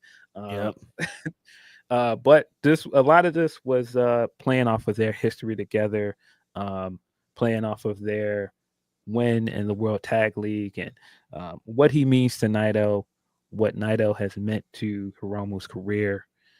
And I think a lot of people expected this to be a passing of the torch moment because Naito at this point in his career is looking long in the tooth. He's had some standout performances last year, but he's not the Naito of Naito. But boy, when he walked out on that stage, loudest reaction of the night. He still gets the loudest reaction. Still that guy. He's still very, very much over. The Japanese fans love this guy. And I mean, that's not going to change anytime soon. Japanese fans don't care what anybody be talking about. They talking oh, he had a bad match, but they don't care about that. There's like, this is our guy, and we're with him to the end. Yeah, they love this guy. I enjoyed the match. I don't think the match was ever going to hit this mark of like. It wasn't going to be the best match of the show, no matter what. It was all, story and emotional beats, and the emotional beats I think hit very hard. They played into a lot of stuff with their history with the company. Of course, Hiromu had the match in 2018 at the Cow Palace. I was there against Dragon Lee, and he ended up injuring his neck. That kept him out for a long time. If you know Naito loves nothing more than to target a guy's neck. And so coming into this and thinking, is he going to do that to Hiromu with what they mean to each other? Oh, yeah, he targeted that neck, buddy. He at one point had him in a headlock. He's like dropping down the elbows, very much focusing on his neck. And Hiromu was not taking none of it. He was shrugging off every single one. He was like, nah, you're not going to beat me like that. It's emotional, man. There's certain things and I was emotional. At one point, Hiromu hits Naito with a Destino, picks him up, and hits him with the time bomb too. I thought that was the end of the match. I was like, no way. And Naito kicks out, ends up getting ready to go up to the top rope for the Stardust Press. Of course, you know your history with Naito and the Stardust Press and him attempting to use that to win the match. The second he got close to the turnbuckle, Hiromu grabbed him by the ankle. He's like, no, you're not going to beat me like that. You're going to win this one your way. You're going to win this one for you. No, not like that. So he proceeds to pick him up, turns him over, hits him with the Destino, emphatically picks up the win. The finish was a bit abrupt, but like I said, all the emotional notes, man. Like these guys time together and what this means. Afterwards, you could see how frustrated Hiromu was. They couldn't pick up the win because he had him. There were some near falls in this where I thought he was going to win. And Naito, he steps back and he puts up the LIJ salute. He's waiting for him to get up, and he's, like I said, frustrated. Took him a minute to get up and stand on his feet, bow to him, gave the salute. I was like, oh, man, come on. Very emotional. Watching them walk out together, very, very emotional. I was tearing up. I was like, this is beautiful. Great storytelling. Like I said, I liked it as a fan of LIJ and these two guys. But really, it's not, like I said, if you wanted this like crazy work rate match, you wanted a Naito match that you would have saw 5 years ago, you were never going to get that. No, that's not what the story they've been telling. That's not what Naito has been doing the last couple of years. This was a moment it felt like both of these guys wanted to have at Wrestle Kingdom more than like this 5-star match. This felt like a moment. This feels like they have another match in them. I have no doubt that there's going to be another match. I saw some people that were upset that he didn't just put Hiromu over, but like I said, I don't think that this is the end of this. I think there will be another big one-on-one match, and I do think eventually he is going to pass the torch to Hiromu. It just felt like this wasn't the time, and that was kind of one of the through lines of this entire show. Of like, you could see the makings of guys they've started to build up throughout this show, and you could see like the glimmers of what they could be. But just not yet. And it felt like that with Hiromu. Like, he's going to make this transition over to a heavyweight and he's going to do well, but he's just not there yet. The thing that I love about New Japan so much is Naito was in the same situation some years ago. He come into these Wrestle Kingdoms and not win, and people be like, why don't you guys ever put over Naito? What's going on? He needs to be this. And now he's in the position to be that guy, and the same thing's happening. New Japan is so great at telling those stories like that. Yes. Yeah, Leonard is right. Hiromu very plainly said this is a one-off. I still think there's going to be another one. Yeah. I think it's inevitable. I think there's going to be another match. I saw some people that thought he was going to turn on Naito. I personally would have hated that, because so many people from LIJ, not in that moment, right? No, and like what Hiromu means for them, they just want to tag league together. I didn't want to see a heel turn. People were just so used to breaking up people, you know. Yes. Now, conversation at hand. I'm sure the part that most people wanted to see us talk about the most, that again, very divisive. The main event of the night, Zack Sabre Jr. took on Shota Umino. Shota came into this with a lot to prove. He had a very inconsistent 2024, and the level that they're putting him on, they are hyping him up to be one of the next up and comers for this company. He's heralded as one of this generation's Three Musketeers that already put some heavy expectations on him. And then he added to it by saying, you know, he's going to be a top guy. You already see some of the similarities to Tanahashi. There's some similarities there to Naito as well. And so it kind of has that feel, like always with wrestling fans. When you tell wrestling fans this is going to be the guy, they want to reject them. They don't want that. They want to see. They want to feel like they are the ones that made the guy the guy. They want to be the guy that made the guy. They want to be along for the journey.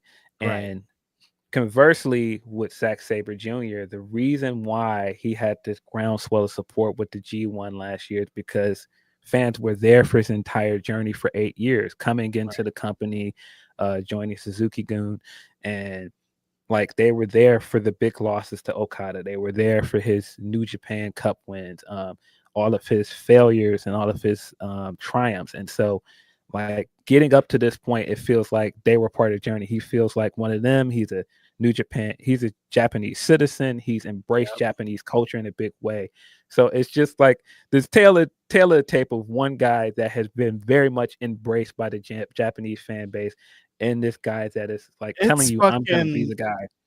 Bryan Danielson and Roman Reigns all over again. Like the guy they're like, this is the guy we want it to be. But we've been watching this other guy for years and years. We've seen them come up from like the minor leagues. We've seen them come up from fucking Pop Warner into the majors. And so we're going to be stuck behind that guy. And if you're telling us, no, the other guy is the guy we want, he's the one that's leading the way, it's going to be a lot harder to sell that. Yes. So yeah, and then on top of that, like I said earlier, the company is in a transitional phase. They're very much in a place where they're rebuilding their world title picture. You've lost some of the biggest stars in the company, in Okada, Will Osprey, Jay White. Naito isn't Naito that we're used to. You can't rely on him as a guy that's going to main event for the foreseeable future. Tanahashi's getting ready to retire.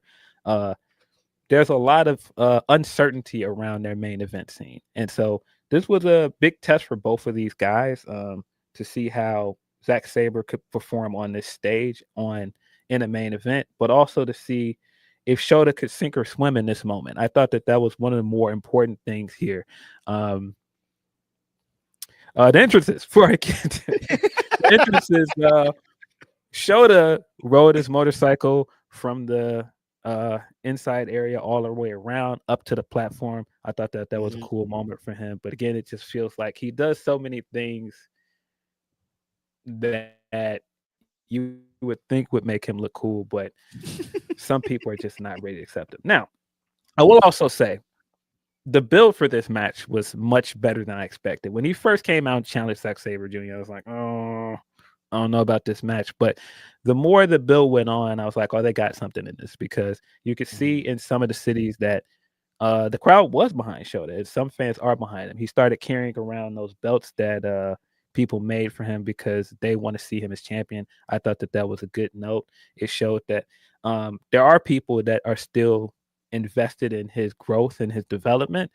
But it still kind of feels rushed with the way that he was booked coming into this match. It doesn't feel like he was booked consistent enough to deserve this spot at the top of the card.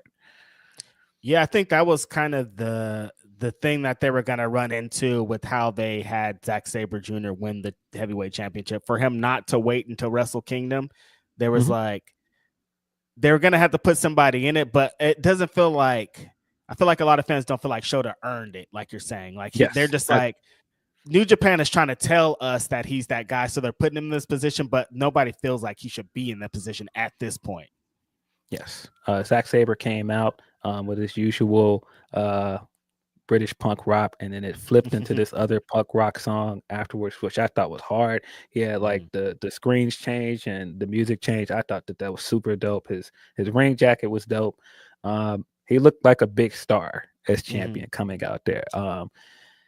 The match itself, I think the match started really good. You could see in openings of the match that this didn't feel so much like for Zack Sabre, like, hey, I'm going to go in there and do what I usually do as early on in my career, just kind of come in and tap somebody out, like make this as painful as possible. It looked like he came in trying to teach this guy a lesson. Like, look, you want to be on the stage, you want to be here. Okay, let's see what you got. You know what it reminded me of?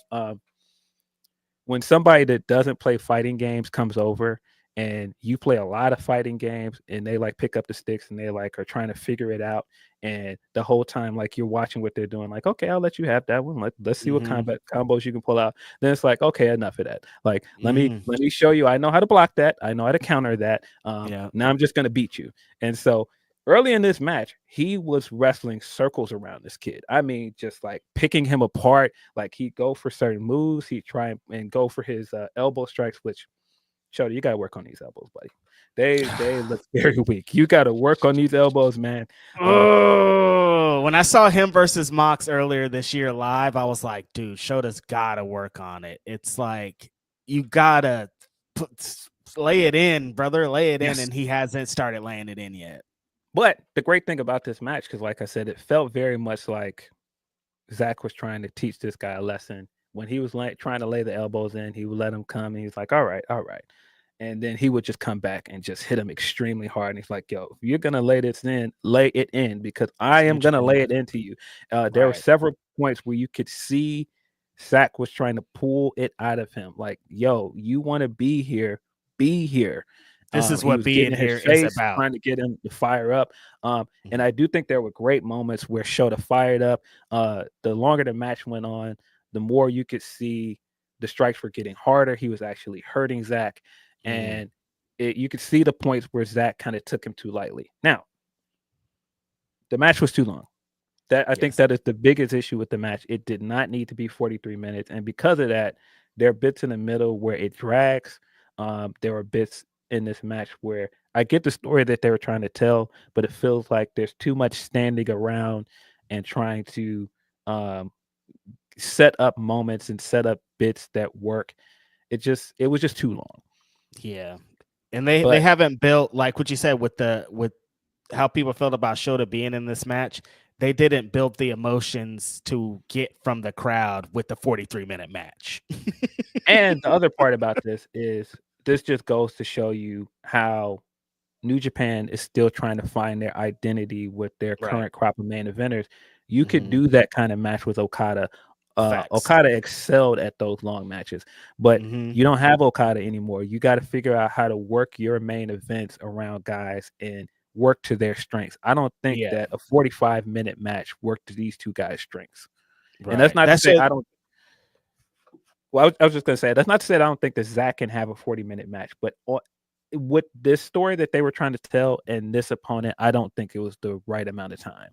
Yeah, totally. Zack Sabre could tell a fucking hour match with the right opponent, but with Shota in this moment, Wrestle Kingdom probably wasn't the right thing. But they're just so like Wrestle Kingdom main event, it's 50 minutes, it's sometimes an hour. They're just so used to that like you said, it's a sink or swim situation for Shota. They were like, can he do it? And I don't know if they should have. Like, they could have shaved 10 out. Like, 33 sounds way better than 43. Yeah, I think you could shaved a good 10, 15 minutes, maybe 20 minutes off of this match. And I think it would have been just fine because all of the story beats to this, I thought really worked.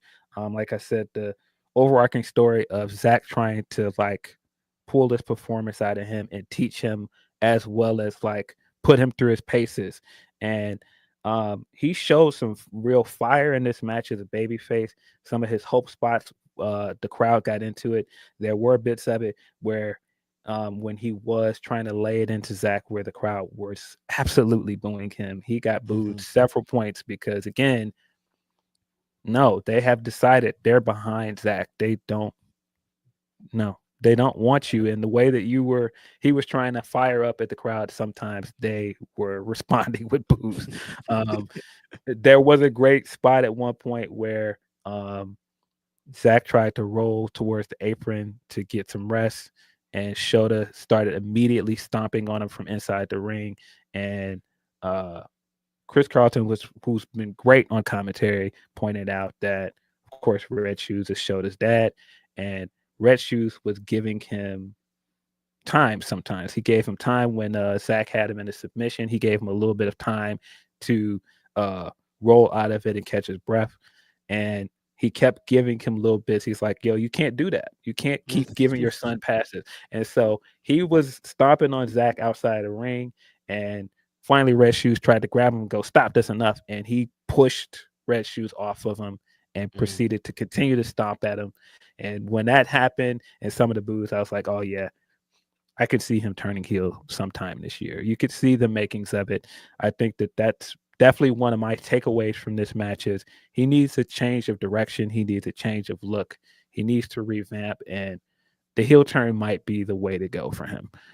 Yeah, some of these young wrestlers, that's what they need. They just need to try both, I feel, because like they're trying him as the come from behind babyface next up, but it feels like even in those moments that I saw with him earlier this year live, the heel elements are where he really excels.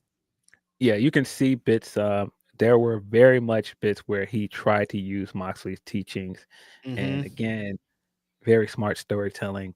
Real quick, Zack Sabre Jr. excels as this catch wrestling ambassador to the world of sports guy from Britain. Remember where Shota did his excursion? The UK.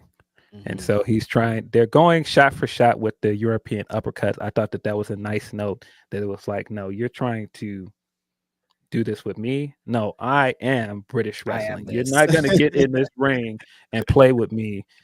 No. Also, my favorite story element of this whole thing, at one point, because again, Zack Sabre Jr., his foray into Japan, the thing that introduced him to this audience in a big way in 2017 was joining Suzuki-gun. Minoru Suzuki tried to win a lot of his matches with the Got-style pile driver. Of course, Suzuki was never IWGP champion, unfortunately. At one point, Zack tries to get him up in the Got-style pile driver, and I was like, no way. He's gonna cost himself the way that Suzuki does. Don't do that. And so he doesn't get it off. Instead, Shota hits him with a Death Rider, hits him with a few Death Riders. Zack kicks out, which plays into the build of this as well, because Zack told him in the build, you don't even know who you are. You keep trying to be other people. You keep trying to be Mox. You're trying to do Will Osprey's moves. You're trying to do this person's move. Who are you? Be you. And so he tries to hit him with two Death Riders. And again, he hits him twice with him. He kicks out. He tries to get up and do another one. And this sequence of submissions he hits him with and just like completely picks him apart, brings him down to the mat. It was just like, yeah, he was sitting around waiting for it at that point, because it's like, no, you playing with me. That Death Rider is not going to work. I told you, stop trying to be somebody else. I know it's coming. I prepared for that. Get out of here. So it sounds like there was a lot of story elements in this match, like just too long. Like, but the stuff like they were trying to get across about Shota and him in this match were working. Yes, I really love the story beat. So again, he tries to beat him multiple times with the Death Rider. At one point, he hits him with a Death Rider from the top rope, but he couldn't roll over in time to hit him. The whole time, Zack, of course, is doing his submissions, targeting his ankle. He's just planting the seeds, working that ankle more and more. And you can see there's several points in the match where he tries to set up for a move and he can't because that ankle's bothering him.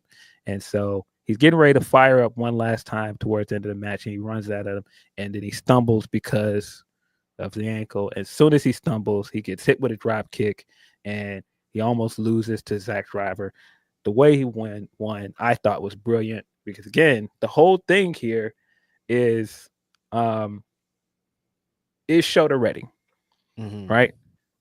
The guy that really popularized him for some people was Mox. You can see a lot of Mox's teachings in some ways, him trying to use the Got style pile driver. The difference here is Shota doesn't know who he is yet. He is beefing with Mox in some ways. He hasn't surpassed his master. He hasn't even started his journey yet. Zack Sabre Jr. is 7 years in. He's the champion. He's had your number this entire match. He hits him with the God style power driver, like his mentor would have. Didn't have to do multiple of them like Shota had to do. Just one. Picks him up straight after that. Hits him with the Zack driver. If you don't know, Zack driver is a Michinoku driver. Taka Michinoku was his manager at one point. Rolls him over, pins him. 1, 2, 3. Zack is still IWGP World Heavyweight Champion. I love that bit of it that Zack, 8 years in, he surpassed his master.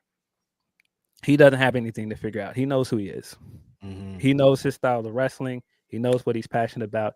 His goals for this year are set. He's told you every step of the way, I am going to be the first foreigner to walk out of the dome with this belt on my shoulder. I'm going to walk into the dome the next day and be the first wrestler in the history of this company to win 2 consecutive matches at the dome.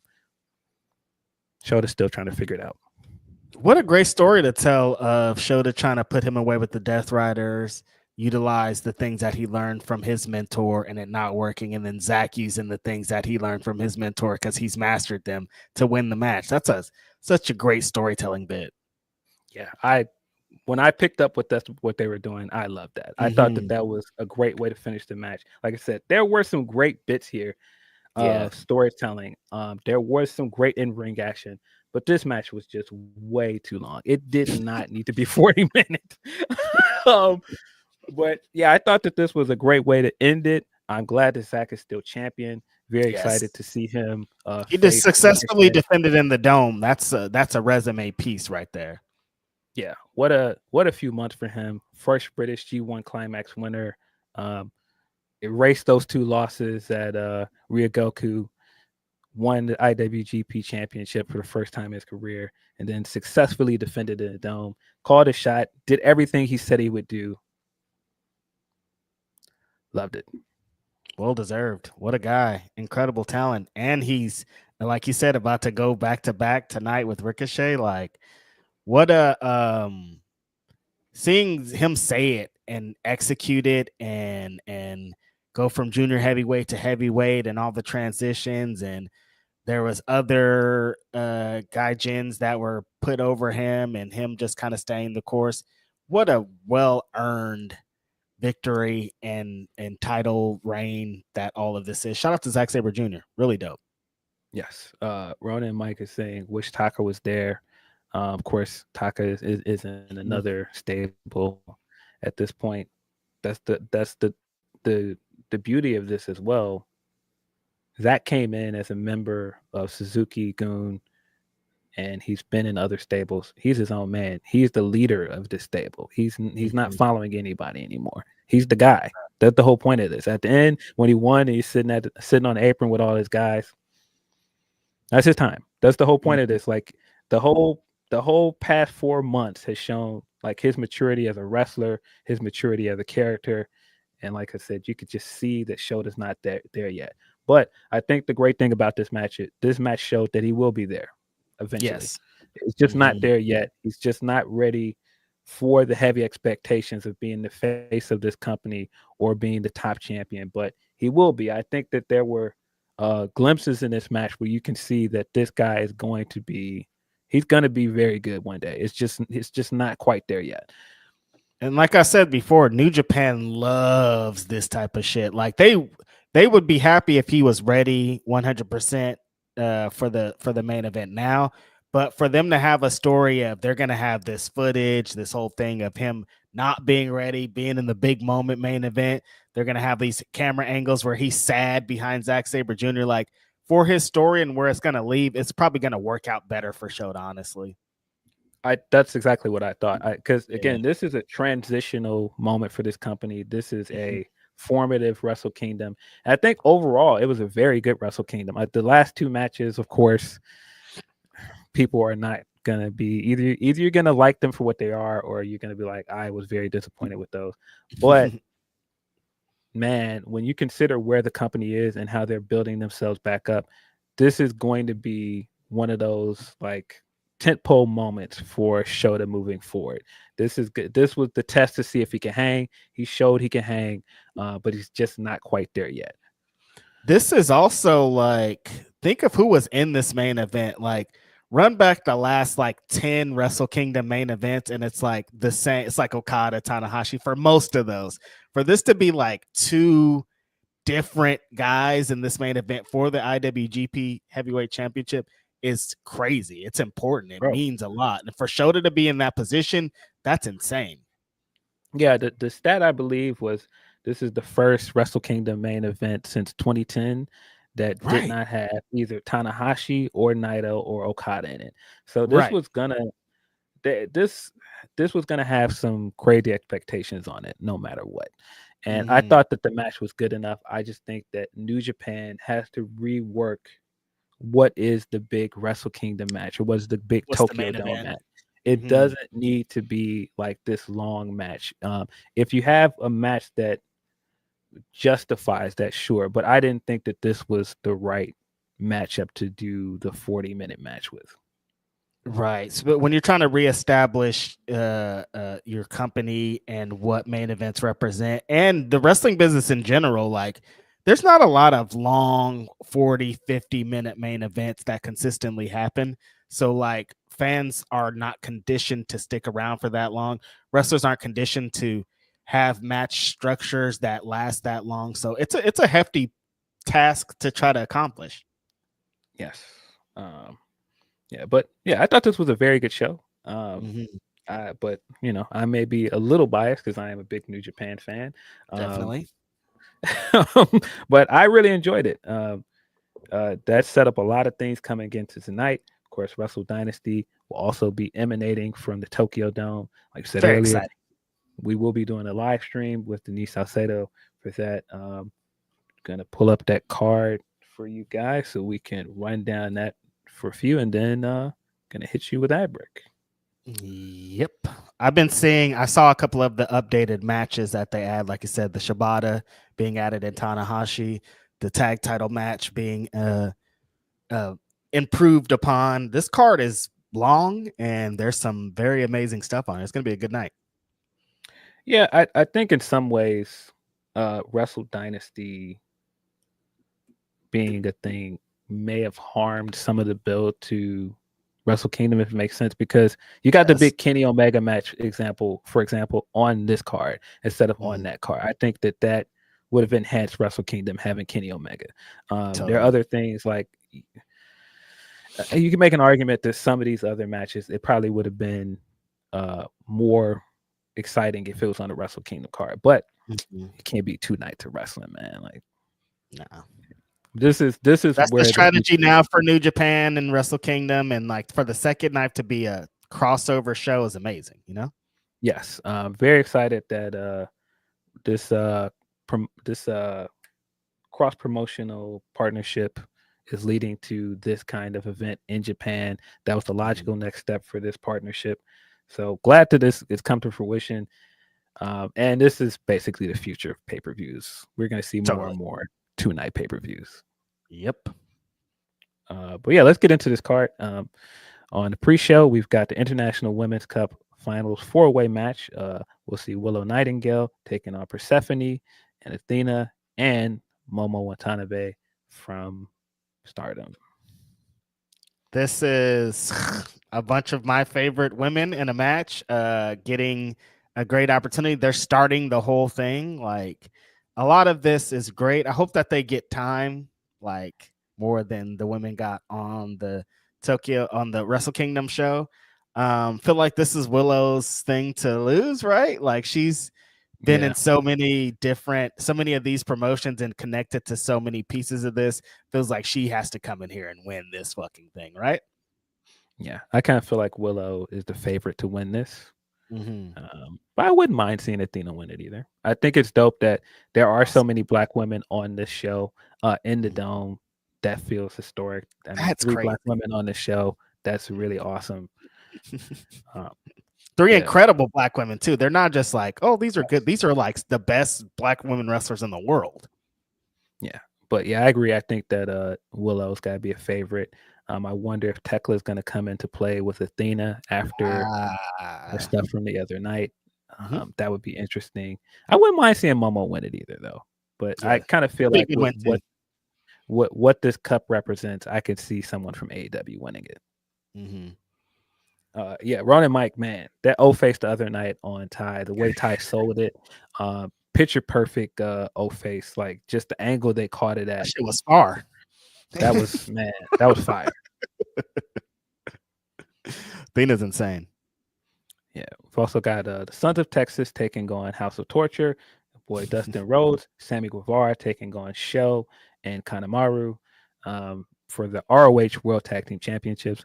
Pretty sure that Sons of Texas are going to retain here. I would think so. Like, it feels like this is just because this is one of the most interesting matches of like the ROH Tag Team Champions. That's interesting. But Dustin, kind of his ties, and Sammy deserves to have a moment like this. This makes a lot of sense. But yeah, I feel like they're going to just retain. Yeah, I agree. I don't know that they've announced this yet, but there's an 8-man Lucha Gauntlet match. There'll be 4 wrestlers from New Japan and 4 wrestlers from CML. They're on the card I'm looking at. They have not announced the wrestlers for it, so maybe they're gonna announce that later today. Okay, yeah. Well, yeah, that should be fun. Can't go wrong with some Lucha matches. I mean, you know me, I'm ready for some spot food and 8 guys that are a mystery, and I'm sure they're going to bring the best of the best flippers in here. This is a way to get the crowd kicked off. Yeah, with the way that this is built and it being set up as like this mystery thing, I wonder why this wasn't on the pre-show and the Women's International Cup wasn't the opening match. I feel like maybe they're going to have some surprise maybe in there to enhance it or something. I don't know. Maybe that. Yeah, you're probably right. Based on the developments from last night, got Hiroshi Tanahashi taking on Katsuyori Shibata in a grappling match. Very much looking forward to that with the history between these two guys. Very excited that Shibata made it on this card. Shibata in the Tokyo Dome again. Come on, man. Can't go wrong with that. It's pretty fitting. Tanahashi's last run, Tokyo Dome. Tokyo Dome is going to enhance all these matches just for what that represents in the space. To see Shibata back there doing his thing is going to be special. Yes. Mercedes Moné will be taking on Mina Shirakawa in a winner-take-all match for the Strong Women's Championship and the Ref Pro Undisputed British Women's Championship. This could go either way, man. I've seen a lot of people say that this is just going to be a Mercedes picking up the win. Mercedes, of course, has said multiple times that she is going on an expedition for some more gold, and Mina has something she wants. But I think there's a really strong argument for Mina to win this match, considering what Mina wants to do, what Mina has been saying she wanted to do for the last year. She wants to wrestle more in America, and the exposure she's gotten with AEW and these New Japan Strong shows, she makes perfect sense as somebody to represent New Japan Strong as a brand. She's talked about how much it was a dream for her to wrestle for New Japan, and like getting this moment in Tokyo Dome. This feels like the perfect time to make her champion and do more with her in 2025. Yeah, I've seen a lot of people being like, "Oh, Mercedes just gonna come in," but I'm like, I don't know. I feel like this is a good spot for Mina, considering how much fanfare she's gotten recently on AEW TV. That fucking reaction she got when they faced off to announce the match. I'm like, no, I think Mina could win this. I don't know if she will. I feel like Mercedes is definitely in this belt collector phase and like doing her thing. Beyond everything we're saying here, the match is going to be fucking fire. But I feel like Mina really does have a shot here. Like, if she wins, I wouldn't be surprised at all. I would not be surprised at all if Mina wins. Actually, Mina is my prediction to win. Same here, because I'm like Mercedes if it wasn't a winner take all, because I'm like, I don't feel like Mercedes is going to have that Rev Pro championship. I'm sure the people at Rev Pro would love that'd be the greatest thing in the world for them. But I feel like this leaning more towards Mina carrying both those championships.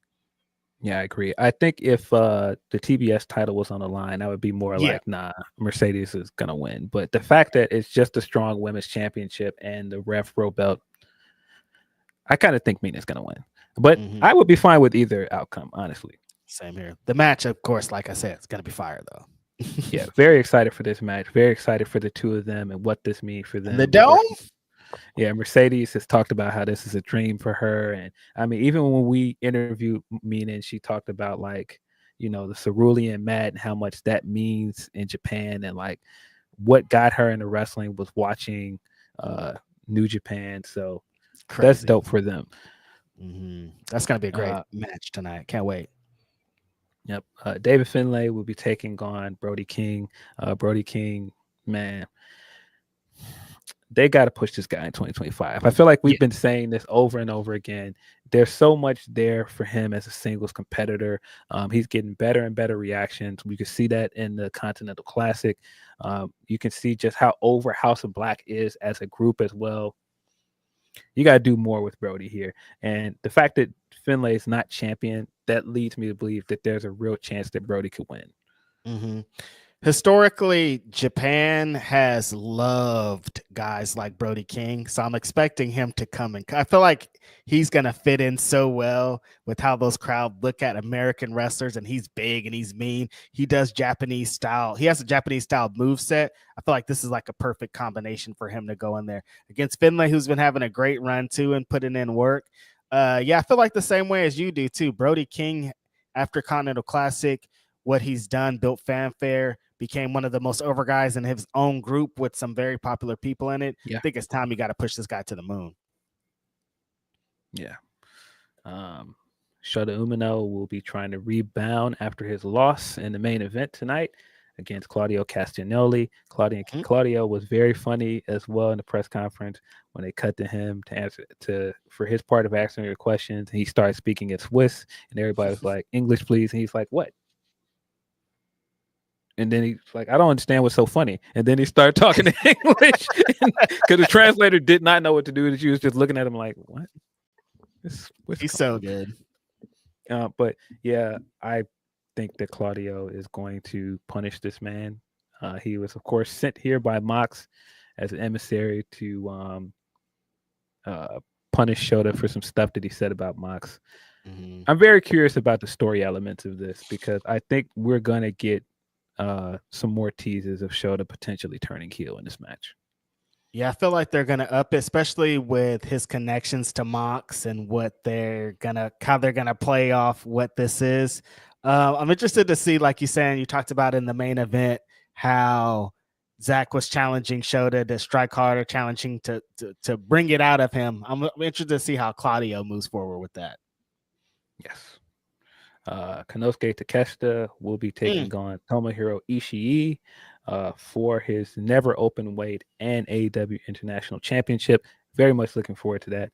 Ishii is still one of those guys that pulls great performances out of people. And this is not a guy that you need to pull a performance out of. I assume that they're going to be suplexing each other very hard and striking each other very hard. Very much looking forward to this one. There's going to be some headbutts from Ishii. The crowd's going to be super into this.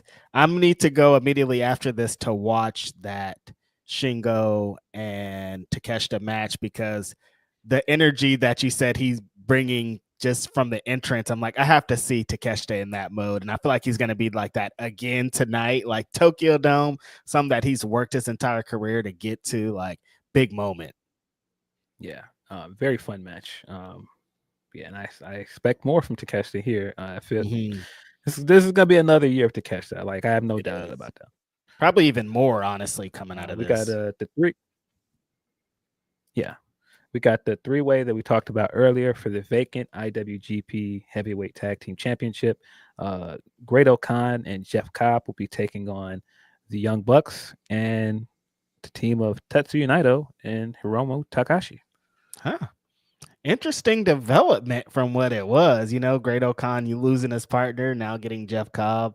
The Young Bucks back in the Dome. We've watched them become the Young Bucks in the Dome, have some of the best matches of all time in this moment. I'm excited to see how they present themselves. Is it going to be the same EVP shit? Like, what is this going to be, and how are they going to move in this match? This is an exciting one. Yes. Yeah, I kind of feel like there's going to be, and that's why I'm wondering with the Shota match, what is the story stuff coming out of this? Because I don't know if we're going to have a New Year Dash. And New Year Dash is usually where we get a lot of the stuff to build on coming out of Wrestle Kingdom. I feel like some of that stuff is going to happen here. And I think there's a very good chance that we could see some stuff in this match with between Naito and Hiromu. And I'm very curious to see what the Young Bucks bring because we haven't seen them. We have not seen them since they dropped the belts since Private Party. They haven't been on AEW television. In my opinion, they had grown stale doing EVP stuff. So I think Agreed. they have to bring it here. I think they have something to prove going into the Dome, which sounds crazy because it's the Young Bucks, but I just want to see them turn that table this year and do more. Okay, New Year Dash is still happening. New Year Dash is on. Oh, is it? Okay. Yes. That makes sense. That changes a lot of things because I felt like this was going to be, they were going to start telling some of those stories they usually do. We've seen a lot of people get fired from the Bullet Club on this New Year's Dash day type things. So what kind of story elements will come out of this? But the Young Bucks are such an interesting case because like we talked about, the tail end of their title run, they started to cook. Like the title matches were good. It felt like the Young Bucks shit. Yeah. And reading that interview, reading some of the excerpts from the interview that they did this week where they talked about Nick was like, I didn't do a dive for 8 months because I wanted to establish this thing. And they were trying to change the perception of who the Young Bucks were and prove people wrong or say that they're washed. It's like, just give me the Young Bucks shit, dude. What do you mean you didn't do a dive for 8 months? You're Nick Jackson, dude. Dog. That's why I keep saying, man, they might be trying to put them tassels back on, dog. Like it's Honestly. cool. Like I get trying to do something different, but just give me the Young Bucks, dog. It's cool. What do you mean? Like, why are you? I see what you're doing. Like, there's a lot of people you're fighting against, fanfare, critics, and all this. You want to prove people wrong, but just give us the shit, dog. You guys are. It seems like you guys continuously tell us you're not going to be here for much longer. You want to hang out with your kids. You got money and all this. So give us the greatest hits on the way out, brothers. Yeah, you know what we want to see, man. Get to what got you to the dance, man. Mm-hmm. In the Dome, especially. Yes. Jack Perry will be taking on the new IWGP Global Heavyweight Champion, Yota Tsuji. That has been officially changed to a title match now. Oh, nice. Excited to see how Jack performs in the Dome. I think he had a very solid run with New Japan last year, so I think that he could do well here as well. I don't think the Tsuji will lose now that he's champion. I think it was up in the air before coming into this, but now that Tsuji's champion, I'll see Tsuji losing. And we talked about it on Ask Grapsody. We like Jack Perry a lot. I don't think the momentum's really on his side at this point for him to get a win here. You know what I mean? Like it wouldn't make a lot of sense for what he's doing and what his story is telling. But this is an interesting thing, kind of like the Young Bucks. I'm interested to see how's Jack going to move forward because I think it's time to abandon the scapegoat shit and move forward with something else, you know? Yeah, he showed some glimpses of that in the press conference where he talked about how last time he came here, he was in the most miserable time of his life and he was trying to figure it out. And now he doesn't feel like that at all. He's in a better part of his career. He had the best year of his career last year. It's not the same. So maybe, he's evolving out of this character. I hope that means that there'll be some development when he comes back to AEW proper. Right. Same here. Very curious to see which one of these matches main event. The two biggest matches on this card. Kenny Omega, of course, will be taking on Gabe Kidd. Very excited for this. I think the build to this has been tremendous. I wish that they had taken more time on AEW programming to promote this, but same. You can't have it all. Get what you could get at this point. Like I felt like this week on Dynamite, they were going to be like, Kenny's here. He has this big match. Let's tell you why. They were like, oh, Kenny's going to be here next week, you guys. And I was like, okay, I guess that's a thing. Luckily, Gabe Kidd has not stopped talking about it since it's been announced. He's really been building it. Kenny Omega is making his return to fucking pro wrestling tonight, you guys. And you just think AEW would add a little bit more fanfare, but I understand what's going on here. Yeah, I'm interested to see if this one, because it's Kenny in the Dome, Phil, like he had potentially what people call the greatest match of all time in fucking the Dome. He's known for doing this. Him being in the main event is not crazy at all, Yeah, I think there's a good chance he could be in the main event. But also, we don't know how Kenny's going to look. He hasn't wrestled in months. We don't know if he's taking a step back. December 2023 is the last time he worked. See, so we haven't seen this guy wrestle in over a year. We don't know how he's going to look in this match. I'm sure that picking Gabe Kidd makes a lot of sense because you'll see the elements of a Kenny Omega match, but this is going to be a fight. This is going to be like a lot of brawling. and so it gives you a chance to disguise some of the ring rust. I would think with like the more flashy match, the more polished match will probably be the IWGP title match, which kind of makes me assume that might be the main event. But like I said, I'm curious to see which one goes on last. I just feel like if I have faith in any wrestler in the fucking world to come back and be who he always is, it's Kenny Omega. Like, I feel like it's like riding a bike. And if you are expert level at this shit, it's going to be hard to not continue to be expert level. Like, he could be a step off, but I'm thinking about like most of that last year of his life, of his wrestling career, he was fucked up. Like, he had all these injuries. He was all like, if he could do that like that, imagine what he does coming back in a different healthy mindset and a different thing. I'm pretty sure he's going to knock it out of the park, but you never know. But I'm just like, if I'm betting on somebody, I'm betting on fucking Kenny Omega. Yeah, I mean, I'm pretty certain he's probably going to get one of the loudest pops of the night. It's Kenny Omega. Exactly. It's Japan. What he means to Japanese wrestling. Nah, he's going to get a massive pop. I'm just curious to see, how this match is going to go, where it's going to land on the card. Joseph Suarez is saying that he believes Japan said that Zack Sabre is going to main event. And I mean, that makes sense with everything that Zack has been saying leading into the match, that he wants to main event 2 nights in a row. But also, Kenny has announced that he has been working on an entrance for the show, a new theme, new presentation. Very excited to see what that looks like in the dome, like the presentation that New Japan brings to wrestling. Second to none. Major, dude. That's going to be huge tonight. I mean, I'm always for World Championship being the main event, so it would make sense for Zack to be it. But again, it's Kenny Omega, so I wouldn't be surprised. Yeah, but I mean, with the theme of this weekend for New Japan and them needing to, reestablish themselves and then reestablish their world title scene, I think it would be kind of a mistake to go into this and lean on one of your older guys at the main event. Again, you got to give your champion. He don't work here for real. Yeah, you got to give your champion a chance to sink or swim here. You're right. So I think the move is to go with Zack and Ricochet. And it makes sense for what Ricochet is and what he represents to this company and how the reactions he's going to get anyways, especially off of what he's did recently. Absolutely. But yeah, excited for this. I think it's going to be a similar theme. And when you look at how the press conference went between Kenny and Gabe, he basically, put him on notice. Like, bro, you want to be among the top Gaijin guys here that came here that this company is going to trust moving forward. You're a Bullet Club guy, and like what Bullet Club has done for so many foreigners coming in and elevated them up to that next level. If you think you're in that level with me and Jay White and Will Osprey, here's your chance. You guys show me, because I don't believe you. Yeah.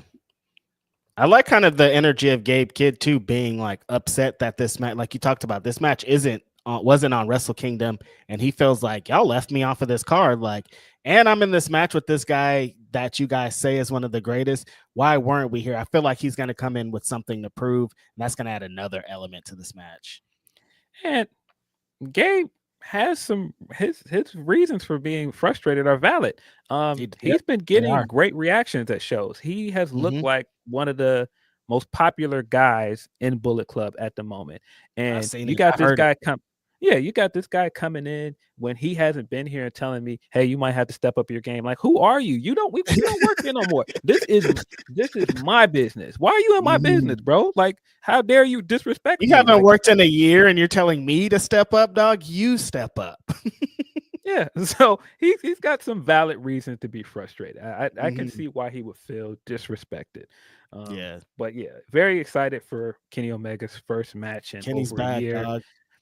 And I'm never not going to be excited about Kenny wrestling in Japan. Like, just too many memories attached to it. Right.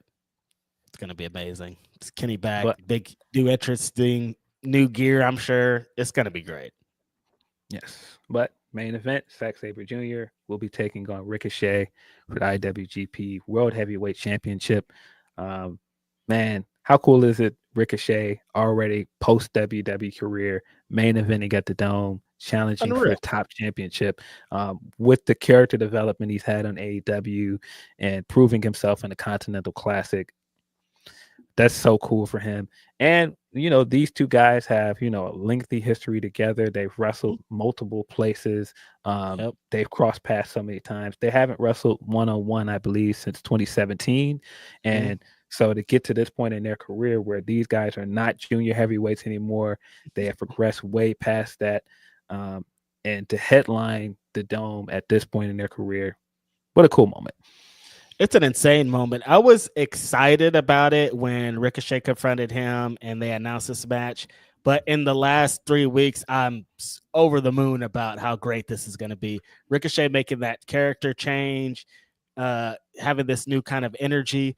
But then, like, the stuff he was doing in the Continental Classic with the matches and just having that extra something, it's going to be perfect for what Zack Sabre Jr. is giving up. What he gave up in this main event and Wrestle Kingdom, the energy he's bringing, wanting to successfully defend on 2 nights. Like, he's going to be on a different level. He's probably hearing the shit y'all are talking about his 43-minute match too, so he has something else to prove. I feel like all the elements are there for this to be one of those ones. Yeah, that's what I've been thinking as well, because I have to assume that he knew, what that main event would have to overcome with expectation. Right.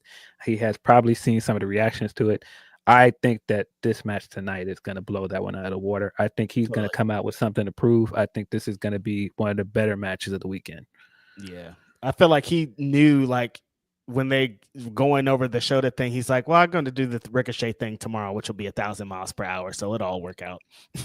and this is a guy that I've wrestled multiple times. We have more chemistry together. This is going to be a completely different match. And Ricochet in the same way, I think he's still trying to show people like what he can showcase as a wrestler outside of WWE. This is a massive stage for him to be on. I think he's going to bring his A game to it as well. This is awesome. This is a great way for them to main event. It's going to show that Zack Sabre Jr. is the guy. Ricochet gets to prove why they still talk about him like this in Japan. Just an amazing main event. Like you said, from 2 skinny junior heavyweights to the world heavyweight champion, and Ricochet looks like a fucking action figure. It's amazing. Yeah, it kind of feels similar to what I kept saying, how I wanted to see Swerve and Osprey face each other after all that time and what it would mean for them at this point in their career. Kind of has that same kind of vibe. Speaking of, do you think we'll see Swerve Strickland tonight? I mean, I was very curious as to why he didn't have a match or why the Hurt Syndicate didn't have a match. I was kind of hoping that they would have a match on this card. So I hope they are represented in some way on this. And I hope that Swerve does show up and cost this guy his match. It'll be great. Great heat. Yes. Based on the stuff from Wednesday, I immediately thought about that. There's a chance we could see Swerve. Love to see Swerve in the Dome. I don't know how we get there next year if we're having the same event at the Dome. Swerve needs to be on that card. Facts. Like I was thinking about that. Remember the match from Forbidden Door with him and Keith Lee? Who did they wrestle? Despy and somebody else. But that shit was fire. Like Swerve with Japanese wrestlers and that energy, I think just makes so much sense. Yeah, I remember the pre-show match you're talking about. I can't remember who else was in that match, but yeah, that was a very fun match. I'm like thinking of Swerve like that. I want to see more of that. So yeah, I kind of do expect to see him tonight. Yeah, that is the Wrestle Dynasty card. Speaking of Ricochet, we're going to get into his big performance at Worlds End, some of the fire matches on that card. But before I do that, I'm going to hit you guys with a word from our sponsor. Well, if I could find my mouse, because I'm now dealing with a different setup. So here it is. What? What? But yeah, gonna hit you guys with a word from our sponsor. BetOnline.ag is the official betting partner of Fightful. 100% of the time when you get the odds from Fightful, they are coming from BetOnline.ag. And it's not just wrestling, it's not just MMA and boxing. It's football, it's basketball, baseball, hockey. They have the earliest lines. You can bet big with the high limits and rebet functionality. They have the fastest payouts with winnings paid in minutes and the industry's best bonuses on every qualifying deposit. They've been trusted for 25 plus years. It's not some fly-by-night company. BetOnline AG has been there. They've done that. In addition, they're trusted by millions. They've got VIP rewards programs and a ton of popular games. BetOnline.ag, that's where I go to make my bets. That's where I suggest you go to, my friends. Please just bet what you can and bet responsibly. As always, please bet responsibly, guys. Don't overshoot these things, man. But for all of your sports betting needs, including pro wrestling, betonline.ag is the place to go. Go get your bets in, homies. There's a lot of great stuff to bet on coming up here soon. So go to BetOnline. Support, because they support us. But yes, as always, please be careful, guys. Don't be one of those guys. Don't be one of those guys, man. All I see is parlay, Phil. Parlay. Do not parlay your life away, okay? Sometimes, as somebody that's done quite a bit of betting, sometimes it's just better to just go with straightforward bets. Like pick something that like is just straightforward. Sometimes people get so like dazzled by these parlays, like putting a bunch of them on there. Like, look at how much I can win. Like, yeah, that payout looks great because the odds of you getting it, the odds are not in your favor, man. Like that's the thing with parlay. Like the odds are not in your favor, man. And that's. But I can win $1 million. But you gotta like a fucking lightning has to strike on the field. The guy has to do a break dance. Like it's too many. The odds are crazy. Yeah, you're talking about look. If I just bet $5, but like all of these things need to happen. Yeah, that's fun to do those sometimes, but like if you really want to win a bet, like sometimes the parlays ain't the way to go. Especially them parlays I be seeing some of y'all put together. Them parlays look crazy. Some of them I'm like, this isn't gonna happen. Yeah, you got like 6-7 legs on there. I'm like, dude, you need all of these things to happen. Hold on. Good luck. Yeah, let's get into some of these super chats. Got one from T. Daniel Barber. He says, how does the reaction to this main event change New Japan's excursion system? It's looking like not a lot of immediate upside on this set of graduates. I kind of disagree because I think going into this, you see the guy out of your three musketeers that's ready. Yeah. Tsuji's ready. I mean, that's been apparent for a while, but you got a guy that's ready in him. Oya was showing you he's ready. Oleg didn't have a match on this show. He was one of the lumberjacks, but he's another guy that I think that they can do some stuff with in 2025. They got a crop of guys that they can use. I wouldn't jump off the cliff with this main event and say, oh man, they're in peril. I just think that they've just got a big mountain to overcome because they lost all of their top stars. I mean, they lost their franchise guy. Anybody, it's going to take you a minute to reestablish yourself. And the system was so different. When Okada and Tanahashi and Nakamura and these guys are coming up, the top guys were still there to help them on the way. Like these guys are, like you said, or like we're talking about, Shota wrestled Zack Sabre Jr. in his big Wrestle Kingdom match. And he's been, you know what I mean? Like it's just such a different landscape of New Japan and how the guys are going to be presented moving forward. Yeah, because you're with that main event, you're trying to establish that Zack can lead this company as a champion. But you're also trying to establish that Shota has a future. You're trying to do this dual thing, and you're trying to at the same damn time. Exactly. You're putting Zack in this spot to see if he can carry the responsibility. And that's why I'm like, I wouldn't, gauge the future of this company too much on, the reaction to this main event. That, like I said, this was always going to be, a tough hill to get over for them. And as someone who wants the future to start being established, I think this is great. We have to do matches like that. We have to, not use the same players that we continuously use for the last 15 years because we got to move forward for the next 15 years. Yeah, and I was one of those guys that I was sitting around thinking, why are you giving Shota this match too soon? It felt rushed, but you have to see what you have in him. And I think that there were bright spots in that match that I think they could come away from this feeling pretty good about it. The only guy so far in the Three Musketeers that I'm just like, I don't know, is Ren Narita. I don't know what you're doing moving forward with him. And it's crazy because I like Ren Narita a lot. I like Ren too. I don't know what you're doing with him going forward, but with the Three Musketeers, like I said, you've got something in him. You've got something in Oiwa. You've got a few guys that I think they're going to be fine. And right, I think Takeshita's going to be sticking around. I think we're still going to see more of Takeshita in Japan moving forward. And again, Phil, it's still super early. These guys are still early as hell into their careers. We're going to be watching these guys for the next 10 years. So we still, we're still going to be, we're watching their development before our eyes, I think is the thing that we kind of tend to forget at this point of like, I mean, wrestling in general, like we see people's first matches on the internet. We see people's entire careers showcased. And so at points it can feel like, well, damn, this guy or these people aren't progressing, but it's like, honestly, they are. It's just maybe a little slower pace than we're used to. I mean, that's the whole journey with Zack Sabre getting to this point, man. Like his journey, if anything, shows that you gotta show patience with these people. We might think that they're ready for this responsibility at this point. He might have been ready to be champion a few years ago, but I don't know if I believe he was ready for the responsibility they're putting him in right now. Right. And he's been with the company 8 years. This is a 20-year veteran.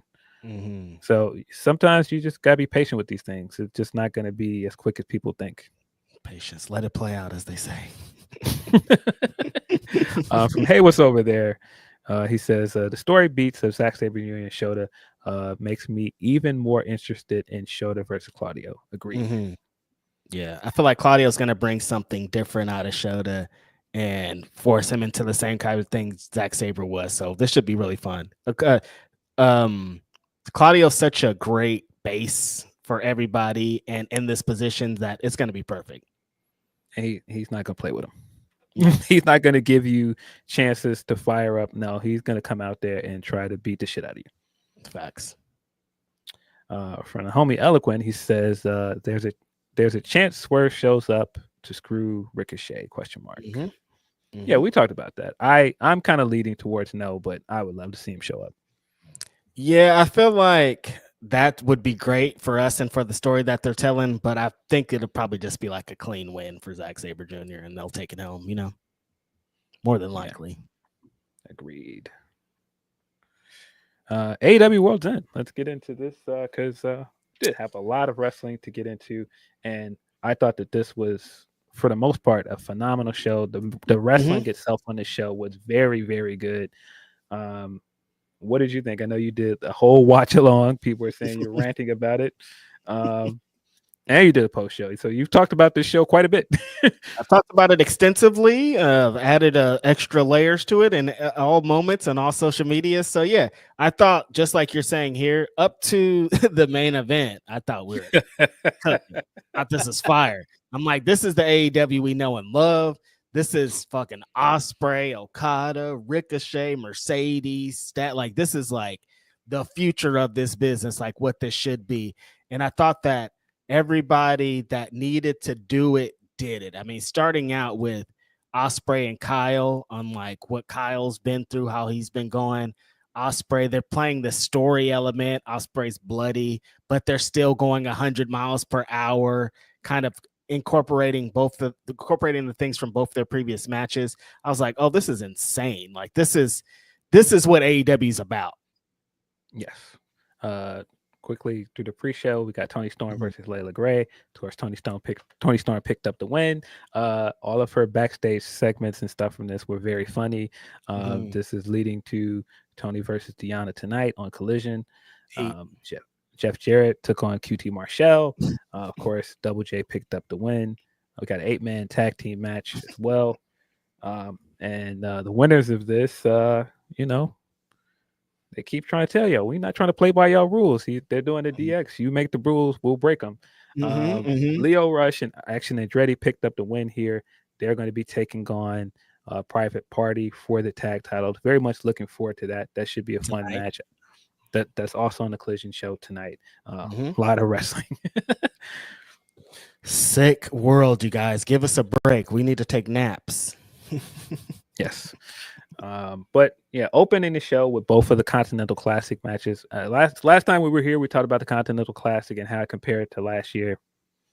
I'm fully on board that this year's Continental Classic was better. The matches from this show pushed it over the bar for me. I was already there in terms of like the story elements for the Continental Classic this year, but man, the 3 matches we got at World's End were so good. Yeah, unbelievable to think that you could have a better tournament than last year with them. But like Osprey being in this and Osprey having some of the best matches of the year in this single tournament, Kyle Fletcher having to prove that he's better than this current guy is insane. Osprey having 2 5-star matches in the same show. Like what kind of a wrestler is this guy? Who is he?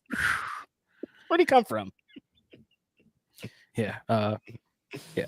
As you said, we opened with Osprey versus Kyle in the semifinals. These guys had 3 matches last year. This match, I'm tempted to say this was the best one. I really liked the second match, but this match was extremely good. Great way to open the show. This was a fight. Kyle busted this guy open. They did all of the crazy spots like they've been doing throughout this trilogy of matches. Man, Will Ospreay, I keep telling you, man, the reactions this guy gets in the crowd, the way that the crowd oohs and ahs and gasps through his matches, there's nothing like it on the rest of the card, man. Every time he just sets up for the Styles Clash and people just go insane, it's like, okay, he's different, you guys. He's different than everybody else here. Yes. Kyle, of course, had a phenomenal run in the Continental Classic. I didn't think that, like some people were saying, if he lost here, that this would be a failure because they did so much last year to build this guy up. I feel like he looks like a threat coming into this year. Very excited to see what they do with him moving forward. But yeah, I mean, we knew Osprey was going to win this, right? Yeah, we knew. Everybody was like, "Oh, this is leading to Osprey and Okada in the finals," and was like, "Yeah." When they set this tournament up, I felt like that's what it was going to be. But there are a lot of people coming in here being like, "It's Kyle or bust," and like I understand, but that's not what this tournament was about. Yeah, exactly. Osprey picking up the win, busted open backstage, cutting a promo, with blood trickling down all over his face. Let's fucking go. I was out of my seat. I was excited, man. Shout out to Willie, who like really took on everything coming out of this. You know what I mean? Like he's like, I'm not the world champion, but I'm gonna act like it. Yes. Right after that, we got the second semifinals match. Ricochet taking on Kazuchika Okada. I feel like this is Ricochet's best AEW match so far. Yeah. I don't know if you feel the same way, but it's Kazuchika Okada. No big shock here. I thought the way they worked this match was a lot of fun. I continue to say the heel work that Ricochet is doing is very, very good. Okada, he hits that gear for the big matches. He is the definition of a big match wrestler. When you put him on these kind of stage, lights are bright, he's going to perform. This was probably the hardest I've seen Ricochet work in an AEW ring. Like he was, this guy was working so fucking hard, hitting all these crazy bumps, all these crazy sells. His dives are 100 miles per hour. Like he was like, I'm in there with Okada, so I'm about to be there with Okada. And Okada's such a funny case because honestly, the Continental Classic system shouldn't work for him because we talked about with the Wrestle Kingdom early. This guy doesn't get started in his matches till 25 minutes in, and these are 20 minute matches. Like he has to be in a fight, and then he's like, "Oh yeah, it's time." And that's what this whole show felt like. It felt like he needed the Ricochet match was like a warm up, and then when he got to Osprey, he's like, "This is the Okada that we know and love." Yeah, he's a tournament wrestler. That's why early on when he lost the match to Kyle, I was saying, oh, that doesn't matter. We've seen him do this before. The further he gets in a tournament, he's going to turn into that guy. And that's exactly what happened. He beat Ricochet here. Ricochet looked incredible. He still does these insane spots. I don't care how many times I see him do that standing shooting star. The way it looks, I'm like, just amazing. It's too effortless. That's the problem. It's like he's not even trying. He's like, oh yeah, then I'm gonna do this, and then I'm gonna connect it to another thing, and it's like, what? Yeah, and I do think the biggest challenge coming into AEW for him was how does he stand out? Because you're in this company with a bunch of other flippy guys. You're now a part of the indie scene / post outside WWE scene where there are a lot of people that are going to do like crazy spots, and it's more like the spots for gifs, right? And so how do you stand out doing that? Because of course, like when you're in NXT, you can do things like running and flipping out of the ring and landing on your feet, and nobody else on that brand can do anything like that. And that's not to say that anybody can do what Ricochet does, but it's tougher to stand out in the lane that he's in doing those kind of things. And so I think with the character stuff, he's on the right path. I think this is easily the most interesting he's been on mainstream television in a very, very long time, possibly ever. Yeah, you're right, because it's like, how do you, like you're saying, he was a big fish in a small pond in NXT. He could do all these crazy flips, shooting star press, but now like Commander and Hologram can also do that shit. So like, how do you separate yourself from those guys? And this is the way to do it with how he was on the tail end of the Continental Classic, playing the heel role, but then adding this extra character elements. That's how you separate yourself. We all know that Ricochet could flip. I've seen this guy do a double fucking backflip before. Like, he's insane. But for him to add this is what's really going to take him over the edge. And another important thing that is why I think he has so much confidence, the company believes in him. The company is like, we're invested in you. Here's time. Here's space. Let you do your thing. And I think that's upping his confidence too. Yeah. Making it all the way to the semifinals was big for him.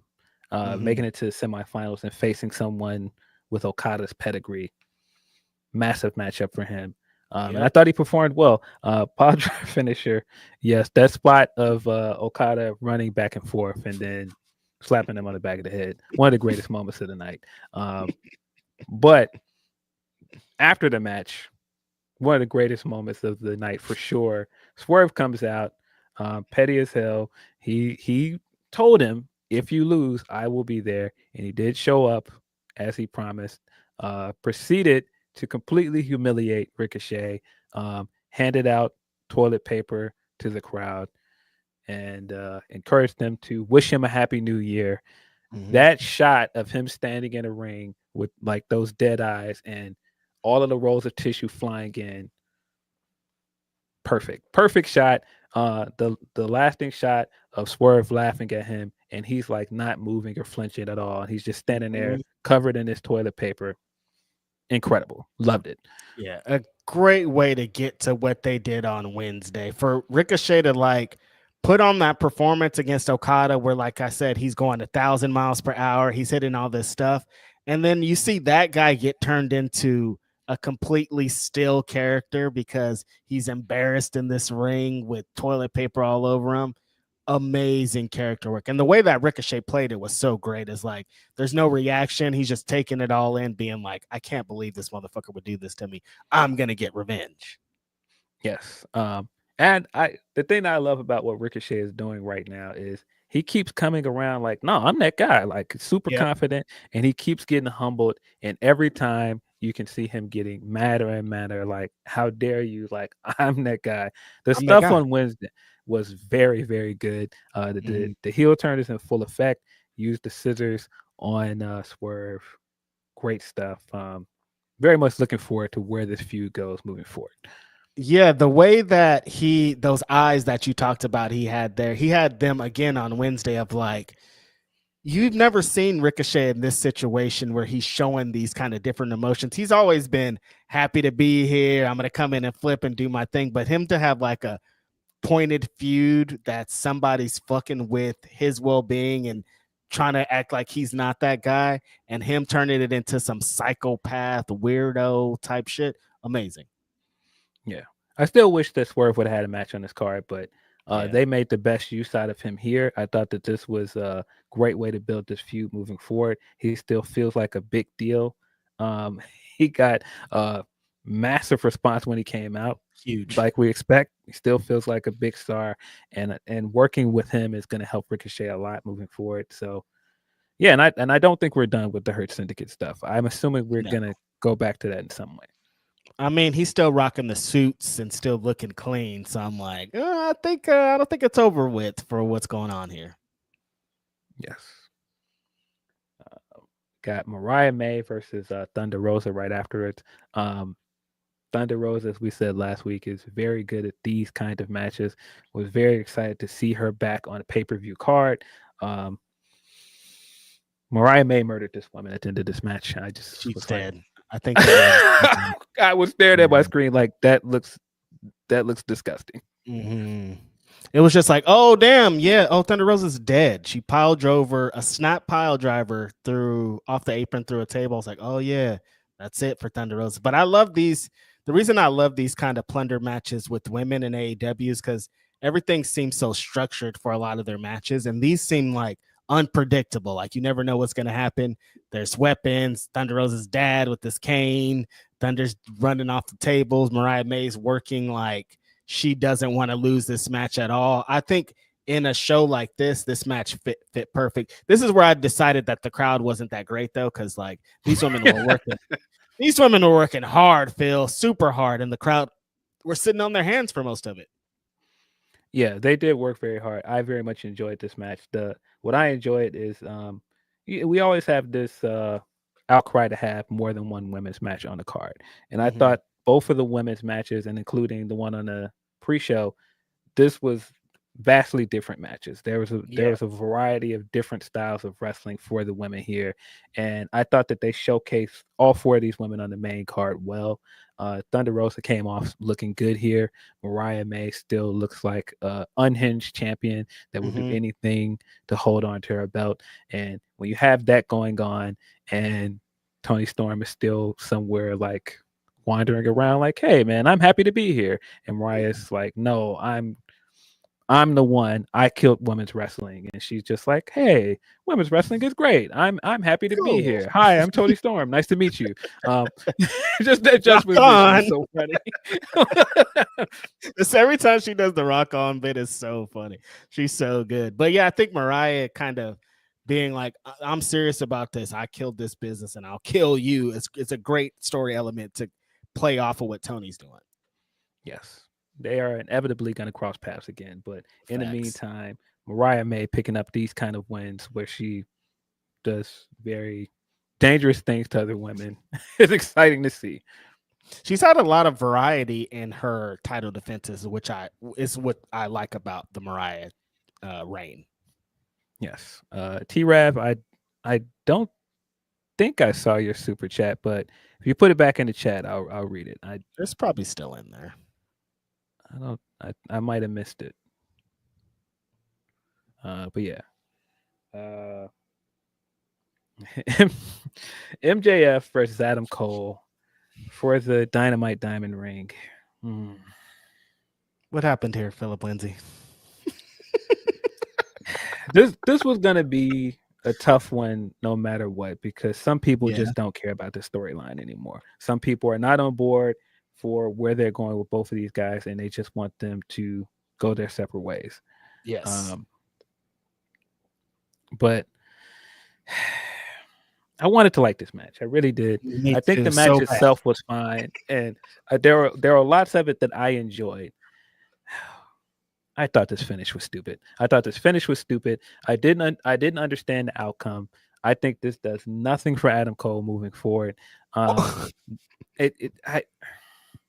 I don't like to bring up the word buried or anything, but Adam Cole got fucked in this. This whole time, I was thinking, damn, this sucks for Adam Cole leading into the match. This kind of sucks for Adam Cole. He's put in an awkward position. There was the orange thing, all these things that were going against Adam Cole. I'm like, well, the redeeming factor of this, Phil, is that he's going to beat MJF at the show. Like, that's going to make all this worth it. Nope, not at all. He didn't do that. Why? Yeah. And I won't say that Adam is buried here, but I just did nothing for him. I just did nothing for the stipulation match. Like, why are we still even doing this Dynamite Diamond Ring if MJF is just going to win it every year? What is the point of it? I thought this was the year. The worst part about it is like he beats him. MJF beats this guy. They do blood in the match too, which I was like, they already did blood in this match. I know what you're trying to the feud didn't feel like it was at that bloody moment. Like Adam Cole kept trying to sell it of like, when I see you, I'm gonna fucking knock you out. He fucking loses the match, and then the Kingdom all come and celebrate at the end after he just lost. I'm like, throw this all away. Nothing good happened here. Yeah, the finish felt very abrupt and anticlimactic. Him going with the low blow and then winning with the heat seeker. I was just like, wait, that's the end of the match? That's it. And then, of course, he brought out the chair. He's going to hurt Adam. And then the Undisputed Kingdom comes out. Kyle finally joins them.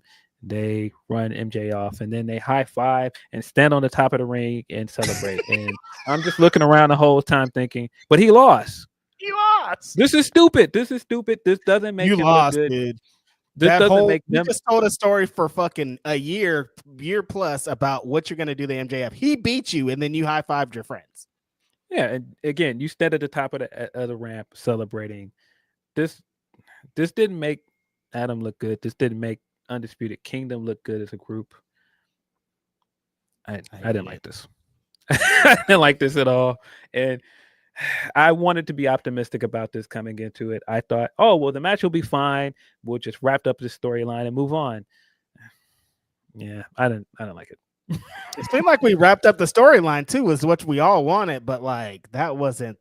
You didn't stick the landing for the story you've been telling and forcing down our throat for so long. Probably not the angle that I would have went with. And like you said, what's the point of this fucking ring? Like, it's just a bit that they talk about once a year that doesn't really fucking mean anything, you know? Like, what is this? It's just a prop for Max to use to cheat and win his matches now. So what does it mean broadly to the rest of this company then? It just feels like it's just something for Max every year. And like, cool, I guess, but like, no, I didn't like this. I didn't like this at all. Yeah. But I'm happy if they are separating, if they're going their separate ways, that's great because this is over. Yeah, hopefully they're done with this moving forward. I don't need to see any more of this. But picked up because we got Konosuke Takeshita versus Powerhouse Hobbs right after this. This match was so good. I didn't know what to expect from this, but this ended up being one of the more underrated matches from this show. This was a lot of fun. The crowd was into it. Powerhouse is one of those guys right now as a babyface where the crowd really likes him. I think the company has something in him, and they gotta see moving forward. They gotta keep, dipping their toes in the water with him and see how much mileage they have with this. I said it a little bit earlier about the crowd. After Osprey, they kind of dropped off for a little bit after the opener. Like the crowd was like, okay, we're not loving everything that's happening. This match brought them right back. Something that Powerhouse Hobbs, some connection. Like the first time I ever saw him in fucking 2019 at this point, or 18 or 19. That connection that he had with in that little gym in some suburb of San Francisco with that crowd, he still has that in these big arenas, in these big places. Mm-hmm. Those crowds still connect to him just like they did fucking 6 years ago. And it was apparent right here. Like the crowd was sitting on their hands, and then Takeshita and Hobbs get out there. They start doing their thing. Like you said, Takeshida's the most fucking confident wrestler in the whole world at this point. Feel like nobody could beat him. Nobody's in his league. And Hobbs is just like, when he locks into a big match and it's just him and another guy fucking throwing shit, they're yelling meat, they're just fucking slamming each other. There's not a lot of people that do it like the big homie. This made me so happy. There's one point where he countered into a spine buster and the crowd just fucking went ham. And I was like, yes, this is it. Yeah, that spine buster, man. Just the timing of it, the way the crowd reacted. Man, so cool to see him on this stage having that match with Takeshita. This was awesome. I loved it. It's beautiful. It's great. It played into the kind of thing you talked about with Wrestle Kingdom earlier, and like Wrestle Dynasty and Wrestle Kingdom were looming, so we knew Takeshita wasn't going to lose, but it still was such a super fun match. Yeah, the outcome was predictable, but I think we still got a really fun match out of it. Mm-hmm. Possibly match of the night for me was the TBS Championship. Mercedes Moné and Statlander did it again. I was wondering how they were going to top that first match, and man, they did it. This match was so good, bro. Unbelievable. When they got to the fucking Mercedes hitting a tomb driver, the sit out tombstone on the apron, I was like, we are out of here, you guys. This is it. We're gone. We talked about it on the show before on Grapsody last week, and I was like, these two women are such great rematch women. Like when they learn their opponent and learn the spots that they're supposed to be in, that's when it's going to really get kicked off. And that's exactly what this match was like. Them both kind of playing off what happened in the last match, but adding new things like that fucking sit out tombstone on the apron, Stats acting like she's the baddest woman in the world. But Mercedes is working like, again, like she got something to prove. She works every match like she got something to prove, and it just adds this little extra element. This match was fucking fire. Yeah. Love this match. Statlander ragdoll her around to start this match a lot. And that was really kind of the theme of the last match, that she survived Statlander. It wasn't like, Right. you know, she beat her decisively. And this match, she came in, you know, House of Fire, trying to beat her down right away. Mercedes kept outworking her at some spots. That apron spot, I was like, I don't think she's gonna get back up. Which led to one of the greatest moments of the night. That camera angle of her laid against the ropes, thinking she's won. She's got her arms up, and then out of nowhere, Statlander jumps back in the ring at the last minute. Right next to her. Perfect. Yeah. And the way she turned around, her reactions to it. When people talk about how Mercedes is better as a heel, I think some people are like, "Whoa, but you know, it's the same kind of promos." The way she works matches as a heel, the facial expressions, the way that, you know, she works extra hard to make her opponent look better, the way she sells for her opponent as a heel. That's what people are talking about. That's the stuff from those Bayley matches that minted Bayley. That's what made those like some of the best matches of all time. And it's the same thing here. They have such great chemistry, and she did so much here to make Statlander look great. And I mean, Statlander is incredible. I keep saying her inevitable world title run is gonna hit, man. It's inevitable. She's gonna get it someday because she's just too good. Yeah, the way that Mercedes bumps as a heel for people, the way that she, like you said, makes them look like $1 million, that's one of her greatest strengths. Like she's great in a bunch of different areas, but when she wants to enhance her opponent and enhance herself, there's not a lot of people better. This match was so incredible, man. Just like the desperation it felt like from Statlander. But the way that Mercedes was working, like there's nothing you could do in the world to take this championship from me. Like them elements together, and they had the longest match of the night, like everything put together. Just incredible work from both ladies. Yeah. And as good as this match was, I was sitting there thinking they got another one. I think they got another one. They do, yes. They got another one. That's crazy. Like they got to like the fourth gear. There's one more gear to go, and they were going for it in that last match.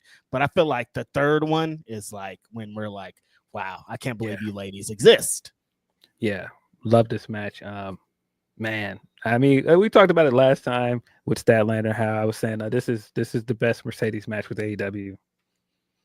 This might have topped that one, I think. And I might have. It did. It topped that one. It did. Yeah, this is probably the best Mercedes match of the year, honestly. Like when I talk about Mercedes is my favorite women's wrestler of all time, this is the Mercedes. Like if they're like, what do you mean? I'm like, watch this. This is how she does it, dude. She's incredible. Yeah. She's really been on a run since All Out. Like the TV matches, the pay-per-view matches, the match with Momo. That great video package that they did this week with her on Dynamite of her being like, here's my accomplishments, and all her accomplishments being big fucking hits. It's amazing. Yeah, sorry. I said Momo, the match with Hazuki at the end of the year. Yeah, what a match. Probably my favorite match of the night. I think so too. Mine's too. But then this could have easily been match of the night for most people. And I would assume that was match of the night for most people watching this pay-per-view. Okada versus Osprey. We've seen this matchup multiple times. If you're a New Japan fan, we've seen this multiple times in a tournament. G1. This match was I said when we did the podcast last week, this should have been the main event. At the end of it, I was like, this. You can't follow that. You can't follow that match, man. You cannot follow that match. And the moment afterwards, you can't follow any of that.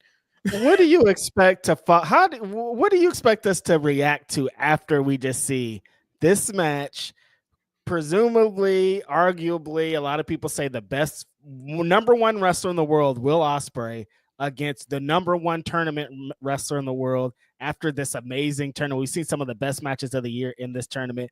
All the elements are there. They're in this main event, and then they do this. It's like Osprey's fighting from desperation. He still has blood from his last match. He hasn't historically beaten Okada very many times. His back's up against the wall.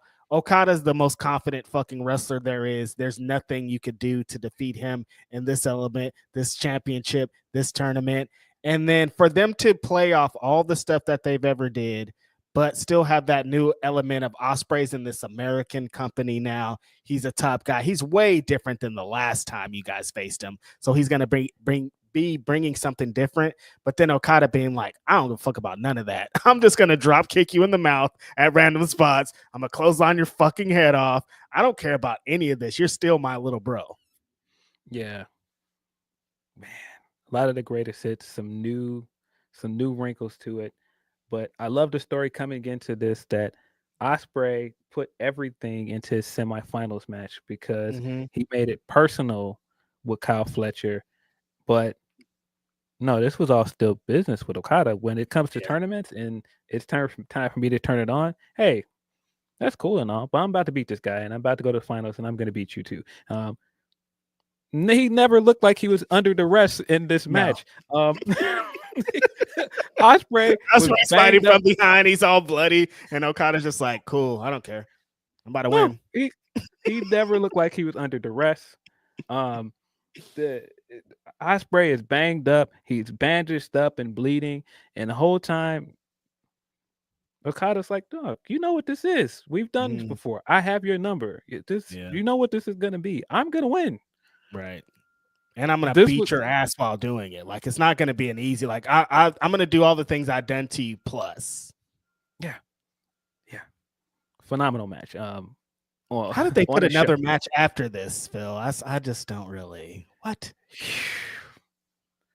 Phenomenal match on a card full of a lot of really good wrestling. And this was the peak of the show. Like I said, you could not follow this. And then afterwards, to get the presentation, Christopher Daniels comes out and reveals Kenny Omega is back to present Okada with the belt. That stare down.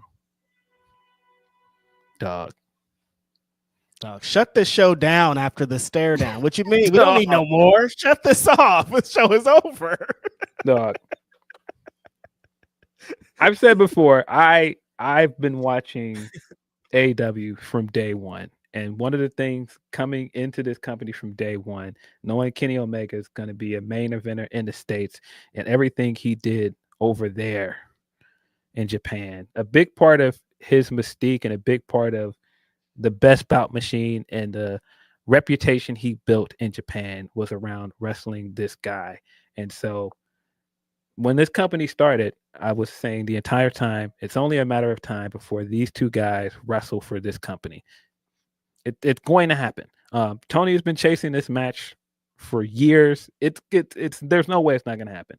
Them standing under the All In sign, Arlington, Texas, bro. I was ready to flip a table over. I was like, brother, we are here, man. People really don't understand what this represents. Like, arguably the greatest wrestling match of all time in history took place between these two guys, and this company is kind of built around the lore of that. And you got this guy Kenny Omega who came and did all this thing, and then you somehow got Okada, who Phil rightfully said was the franchise fucking player of the other company. Like, they built their whole company around this guy, and you got him over here, and now at this gigantic show you're going to do in Texas, we could potentially see on American soil these guys wrestle. What? Yeah. What? We are officially on the road. I know it's This is January it. and this is the start. We're on the road to WrestleMania. We're on the road to Royal Rumble. No. We are on the road to Okada versus Omega 5, guys. That we're fully entrenched now. It's happening. There's no way this match is not happening in Arlington, Texas. Fingers crossed, knock on the wood, unless something incredible, crazy happens. This is the match going forward. Again, with your core fan base and why they started watching this company, following the elite to this company, a lot of fans like myself that were New Japan fans that followed these guys to whatever they wanted to do next. There's no way you should not have ended the show with this. I'm sorry. You should have ended this show with this moment. This was the biggest moment of the night. Nothing was gonna top this. Dog, we should not be seeing another moment like fade to black. Them standing under the all-in sign, fade to black. We're out of here. We did it. This is what this company was defined on. You can't tell me another story after this. Fade to black. Hit the encore piano. Don't. We're out of here, bro. Come on, it's over, bro. Like there's nothing else I want to see after that. Like this is it. Yeah, I didn't get it. After that match, Kenny returns. I'm like, this is the closing angle. I don't really understand what happened here, but it wasn't the closing angle, though. Wasn't at all. This is big return to the company after over a year. You're setting up this match that you've been chasing for 5 years. This was it. This was the close of the show, man. The Continental Classic. The Continental Classic gave us 3 incredible matches on this card. You end this show with the Continental Classic, in my opinion. Mm-hmm. Yeah, especially like the TV has been based around this tournament. You told us when you announced this tournament that the finals are going to be on this show. Felt like that should have been the end. But again, I said it earlier. I do like the World Championship being in the main event. Don't know if I would have did it here. You got to make an executive decision on this one, I think. Yes. Yeah. But main event, got the Fatal 4-Way for the AEW World Championship. Yeah. We spoke last week about how neither one of us were that excited because this felt predictable. It felt like Mox was going to win this. There was no doubt in my mind about that. But then, like I said, after everything I saw leading up to this, I was like, you sure? Sure that's what you want to end with? You sure? They were sure, man. They were sure. I was questioning myself. I'm like, wait, okay, so you're telling me Kenny Omega just returned. This is fucking phenomenal. And we're doing the briefcase and the title belt and the briefcase thing still after we just saw that. It's not adding up to me, Phil. But yeah, Jon Moxley defended the AEW World Championship against Orange Cassidy, Hangman Adam Page, and Jay White. I don't think this match was bad. I'll start with that. No, we'll start with love. I think the match itself was fine. This is now the second defense in a row where I can see very clearly the influences on what he's doing. There are clear Roman bloodline influences. This is bloodline shit for sure. The spot where he got hit with the Shield power bomb and it took him out for like the first maybe 10 minutes. I was like, oh, this is straight out of a Roman match. This is exactly how they would take him out of the match for him to come back. Yeah, the way that Yuta interfered, it's all of the same kind of bits. You could see the influence here. But the match itself was good. I thought that Hangman looked great here. Jay White continues to look like a phenomenal big match wrestler. Stop hoeing out Jay White. He should have not been taking the goddamn pin here. The Blade Runner is quickly becoming the RKO for him, and just the timing of when he can hit it, his counters and stuff, spectacular stuff. Orange Cassidy. The thing that I kind of don't like about the match is that coming out of the last match, I felt like Orange Cassidy felt like $1 million. He felt like a real believable threat. I feel like they've done a lot in the weeks leading up to this match and this match to undo that. Yes. And I don't know if that was intentional, but a lot of what I liked about that last match, I didn't feel coming out of this match. I came out of this one thinking maybe not go back to Orange Cassidy again. Mm-hmm. That's what I felt like. They the way that they treated him in this match, and specifically how they had them pin Jay White, and I was like, it probably should have been Orange getting the pin since he just had lost last week. Yeah, I feel like the momentum he had, they were trying to enhance it, and the way that they enhanced it took away from it. You know what I mean? Like they were trying to do something, and it didn't work. It changed it, you know? Yeah, it just didn't work. And again, I think the biggest issue with this match is that it felt predictable. Nobody believed that Mox was going to win this match. So when he won the match and then he won it in very similar fashion with the interference, I was like, and again, you're putting it on this card now where it's in comparison to all of these straightforward matches without the interference. And these are very, very good matches. And then you close with this, it's jarring. It sticks out like a sore thumb. It just like matches I thought were going to have interference don't have interference. They're just straightforward. Like Mercedes, I was like, Mercedes is probably, we talked about it, like Renegade Twins are probably going to come in and help. Nope, just a straightforward win victory. Same thing for the Continental Classic matches, just matches, the great matches with a clear victor. And then you get all of that, and then the main event is a bunch of plunder and cluster and bullshit. And you're like, that's not how I want to end the show. Yes. Yeah. We didn't even get to the worst part. And I not just not how I want to end the show. That's not where I want the world title to be at this point. You had so much promise coming out of 2024 with the guys that you're building up from the Dynasty era, and man, this is what you're doing. It's just disappointing. So Mox won, and of course, the surprise of the night, FDR comes out, and that's followed by You Think You Know Him. Adam Copeland, should I say, Cope is back. Big Cope. Big Cope is back, and he is aiming at Jon Moxley. It seems like he will be the next challenger for the world title. Now,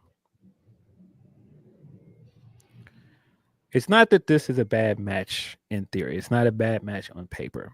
But everything that I liked about this storyline when you were building it with Brian and you did the send-off with Brian, you closed that show in the Tacoma Dome.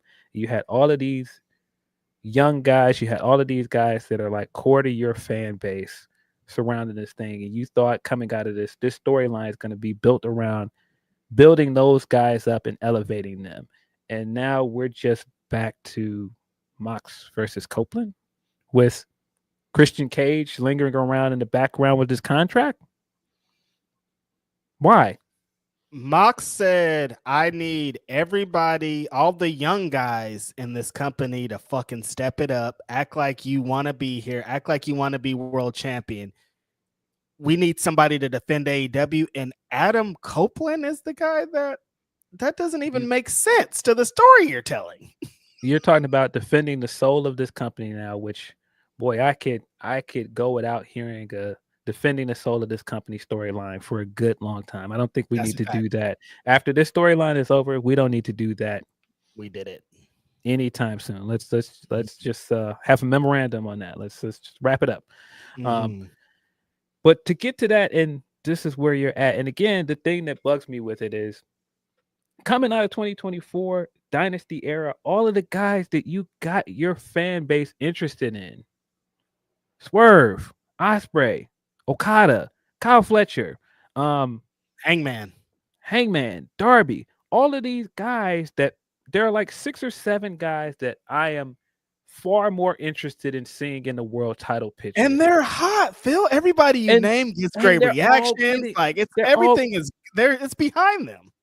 They're all getting these great reactions. Your fan base is behind them, especially Hangman. Your fan base is firmly behind Hangman, and you're going out of your way to do something else.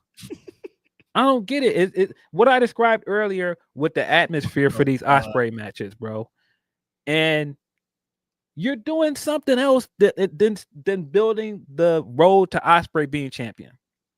That's what I don't understand about it.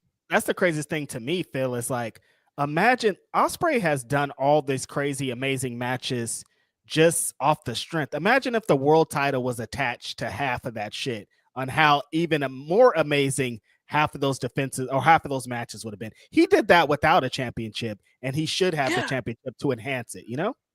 Yes. I just don't understand that, man. And it's And then frustrating. Edge and Christian are the guys that are gonna save us. I'm like, hold on a minute, you guys. It's frustrating because everything that we sat here and just talked about with New Japan and how they have to reestablish their world title picture. They got the guys. They got fucking 7 of them, 8 of them. You don't have to find the guys. You got them. You got them. You set them up for it. You told us to get behind these people. That's the problem that I have. Like, you told us to get behind Darby. You told us to get behind Osprey. You told us to get behind Sir, but they're not anywhere close to the main event at all. I don't get it, man. I don't get it. And man, I just have no interest in this moving forward. Like, most of my interest for this storyline is just waning the more and more it goes. At this point, I feel like they got to pivot. This is just not working. And adding Copeland to it, I don't care. I just don't care. You're doing the FDR teams with big name star again bit, and cool if they're gonna go after the trios belt to do something, fine. But doing that and then like making it clear that the big matches Cope Mox. Nah. And again, what Mox has been given up to, like, I like Mox a lot, but he hasn't, like, just the match itself. I'm like, I don't want to see that. Yeah. And again, it's nothing wrong with this matchup. I think the issue here is your fan base is telling you they want to see something else. When you hear the reactions to some of these other guys, and these other guys are baby faces, you can't give me a real plausible excuse as to why you're not moving forward with those guys instead. And you could easily say, all right, maybe this is just a one-off match, and then you go back to that. But why? You already have the reaction. Yep. You already have them to the point where people want to see them get the win. And like 7 guys, like you're saying, Phil. It's not just like 1 or 2 fold. There's like 7 guys that could be world champion right now. The crowd would believe it. It would work. It would hit, like, everything would be good about it.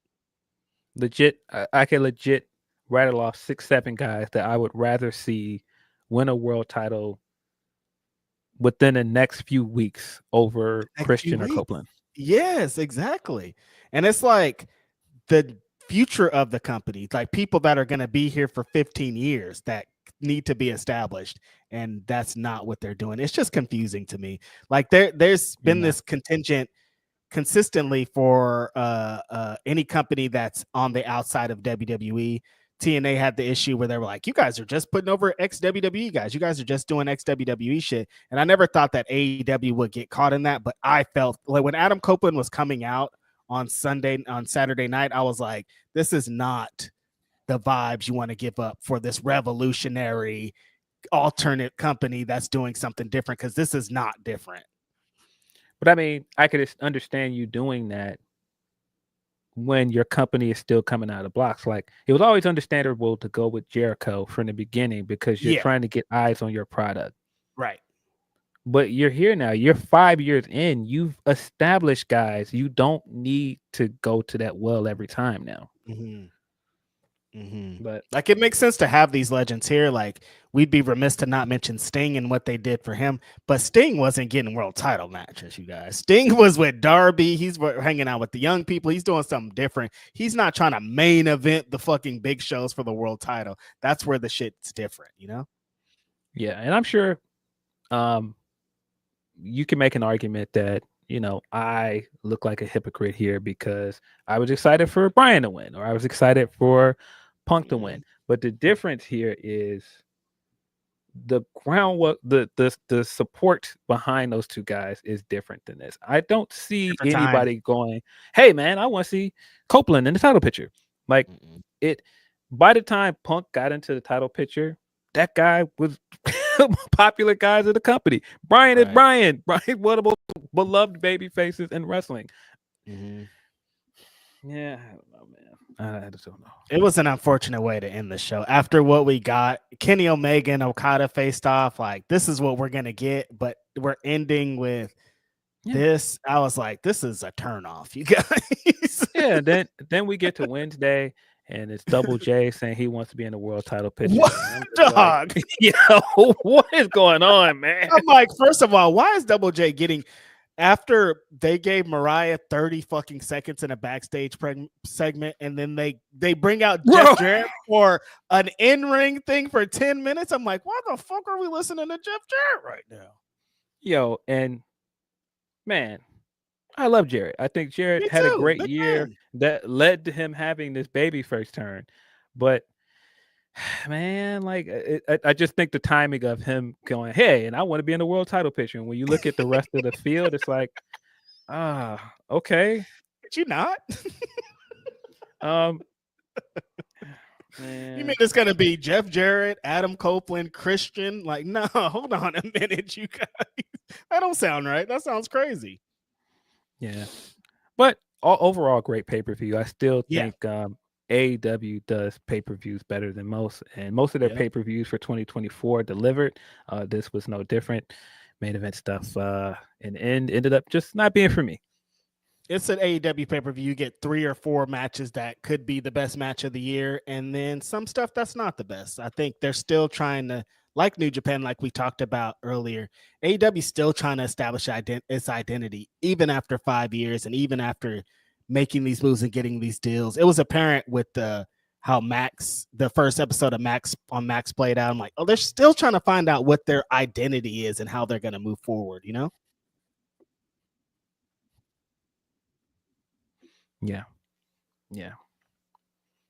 Let's get into some of our last few super chats and humper chats and get out of here.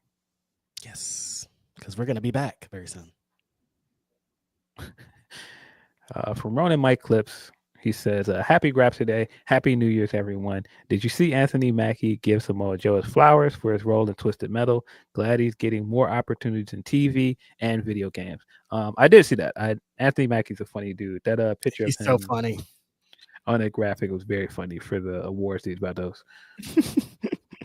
He still makes those faces that people make to do bits on him for, and it's so funny every time. But yeah, Anthony Mackie's one of our legends at this point. Yeah, come on, man. Papa Doc, come on. Yeah. Happy New Year. Happy New Year. Yeah. Let's see from Bushin Ryu Cat says, after Kenny wins tonight, I hope Gabe sneak attacks him so Eddie Kingston comes in for the save. Kid and Kingston on AEW. Second, Charlotte Flair in the Royal Rumble 25. I don't think we're going to see Eddie anytime soon, guys. No, I say we got at least like 5 more months at minimum, you know? Yeah. I feel like it's going to be like at least a year from when he broke his thing, and he did it was like May. So there's some time. Yeah. Yeah. I miss Eddie Kingston, but I don't think we'll be seeing him tonight. We won't. And I would have to assume Charlotte will be in the Rumble. She should be. Yep. From Curtis Brooks, he says Adam Cole and company practically sang with Tyson Fury after the match. That's pretty good. I forgot about that. That was wild. They had Drew looking crazy out here, but he recovered from that. You see what I mean? Like, I think there's a point. Like, as a whole, we need to have a full 3-hour podcast about Adam Cole and the Undisputed Kingdom and where they could move forward. But that was crazy. They're such an established group, though, that they can get back, and the fans want to cheer them on. They just have to be put in better positions. Yes. From Alexander Fitzgerald, says, don't even know what AEW's identity is anymore. The theme song for Dynamite is hilarious. I'm so excited, and I just can't hide it. Why is that the song? It's crazy. You're excited for what? What are you excited for? 2 hours of wrestling. Okay. That's the face I imagine that Denise made when she sent me a text the other day, and she goes, "Yeah, I haven't watched any New Japan wrestling all year." And I was like, "Well, years just started, man. You got a long year." Definitely the face she made. Oh, it's crazy outside. Okay, we got some humper chats here.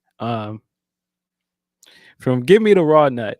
At this point, just stay on the air for Collision and then Wrestle Dynasty watch along. Y'all some sickos. Hey, I got a Collision post show.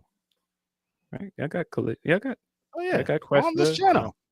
I think Iridian's still out of town. I think. But yeah, we're doing that show. So someone asked for if I could be on the Collision post show, but I can't because I'm doing that show. Same. Y'all sick? From Current Veronica isn't good. We know Reg fucks with the challenge, but y'all should check out Beast Games on Amazon. It was really good. Winner gets $5 million, and Mr. Beast offers big money to get you to quit the game. But if you quit, then 100 peeps also get eliminated. Yeah, I haven't seen Mr. that. Beast. I ain't fucking with him. That fool be scamming. He do be scamming. Scam vibes. They let some white men could get away with anything. He be doing things. I'm like, you could do that, and I'm like, oh, he's a white guy. He could do that. Yeah. Anybody else would be dead. Any other person. And we just seen a white guy scam his way into WWE. Has his Prime stuff all over everything. Is trying to sell people fake Lunchables. They had to take his Lunchables off the market because they were moldy. They were like, nah, this shit's nasty, dog. Yeah. His brother keeps trying to convince us he's a real boxer. Like, they scam vibes. It works these days. If you're a white guy, you can scam your way into anything. From Leron 40 says AEW doesn't do a good job of listening to what the audience is trying to tell them.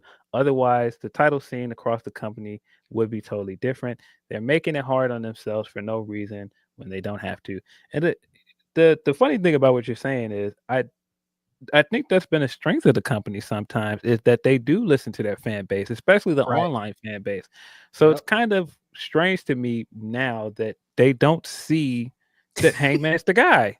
Like, they're just ignoring that side of the thing. They're like, no, we don't see. We see all the fanfare that Hangman gets on Blue Sky and on social media and how people behind him.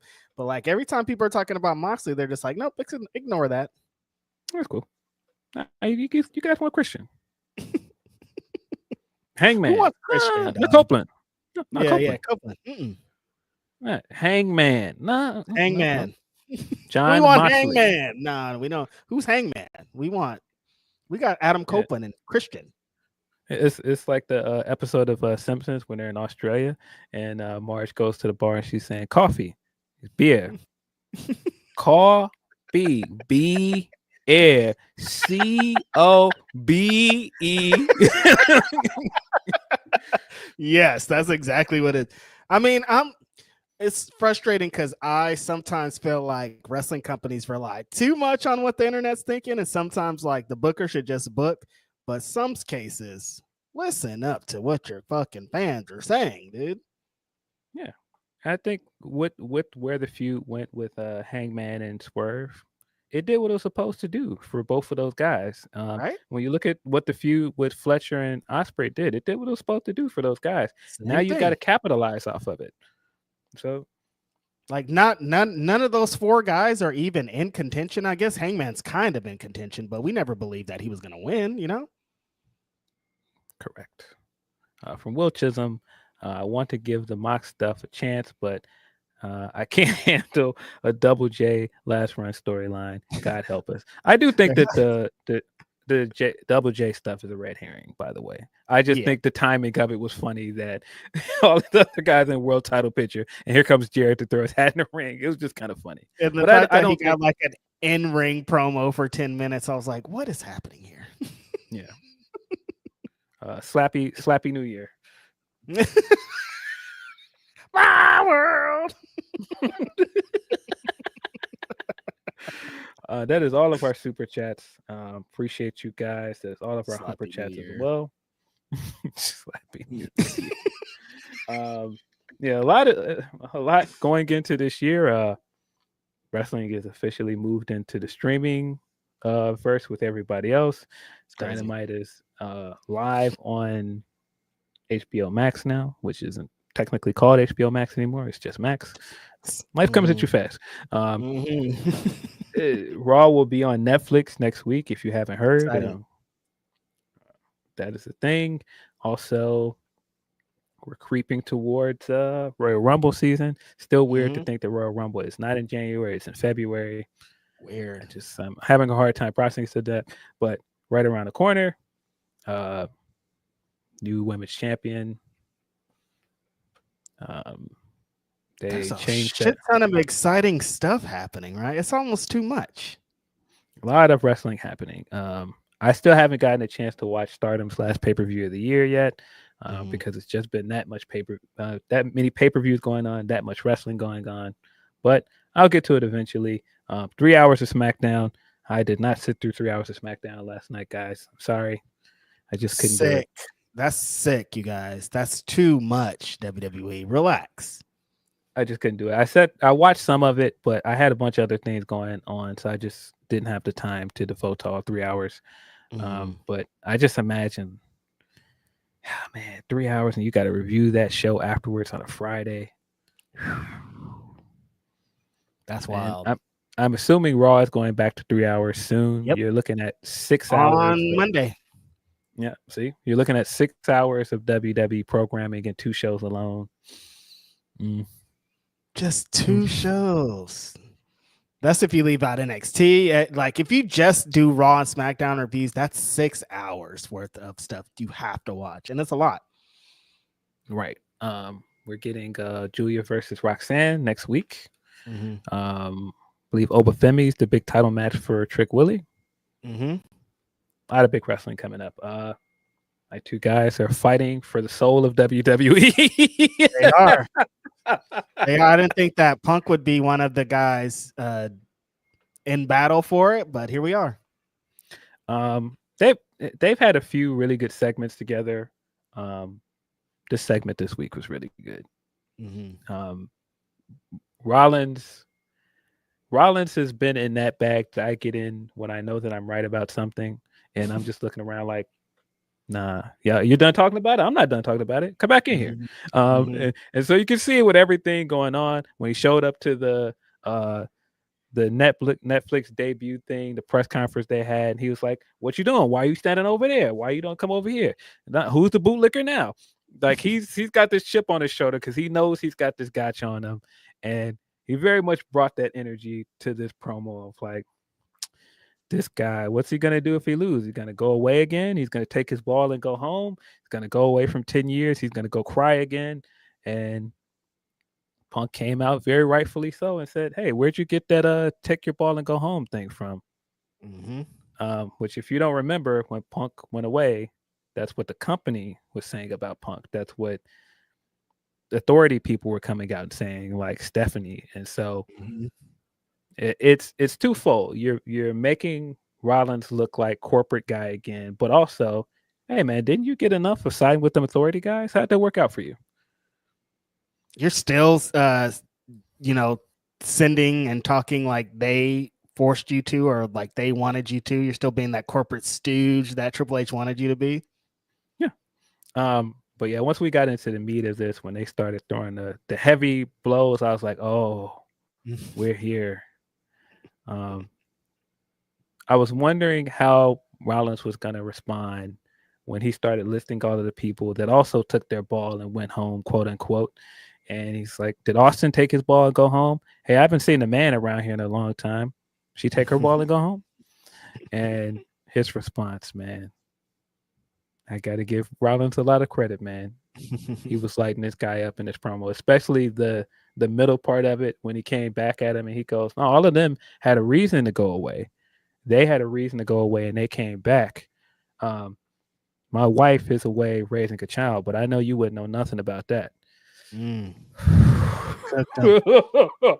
Scrape them up, get them out. When he started going into that, hey man, what if this doesn't work out for you? What are you gonna do? You ain't got nowhere else to go, man. You tried to tear this place down. You and your buddy got on that podcast, tried to tear this place down. That didn't work. You went through shots and tried to take every aim you could to tear this place down. That didn't work. Then you took some money, went work for that other company, the competition. How'd that work? He was confronting this guy, man. I was like, hold on. Yeah. He's letting him have Fight it. back, Punk. Mm-hmm. But it's all true. It's all real. It's all things that people think. Yeah. At one point, I saw people online saying, I just can't side with Rollins because he looks like a stooge here. And I was like, but see, the thing that Punk is always going to have to fight back against is he still hasn't given us a satisfying reason why he went back. Mm-hmm. And he's never going to be able to like give a satisfactory response to, hey, you went away for 10 years and all you did was talk shit about this place. You got on TV on the other place and said being there made you physically sick. And then you just went back and you turned into, hey guys, I'm happy to be here. I'm so glad that you guys still supported me. I did this for you. Like, and from Rollins' point of view, no, you look like a hypocrite. And then even more to his point in this promo, you did everything you could to make it harder for us. Mm-hmm. And we're in our hottest period since the Attitude Era. Like, hottest period in a long time. And now you're back like, hey, man, look, I'm so glad to be a part of the team. No.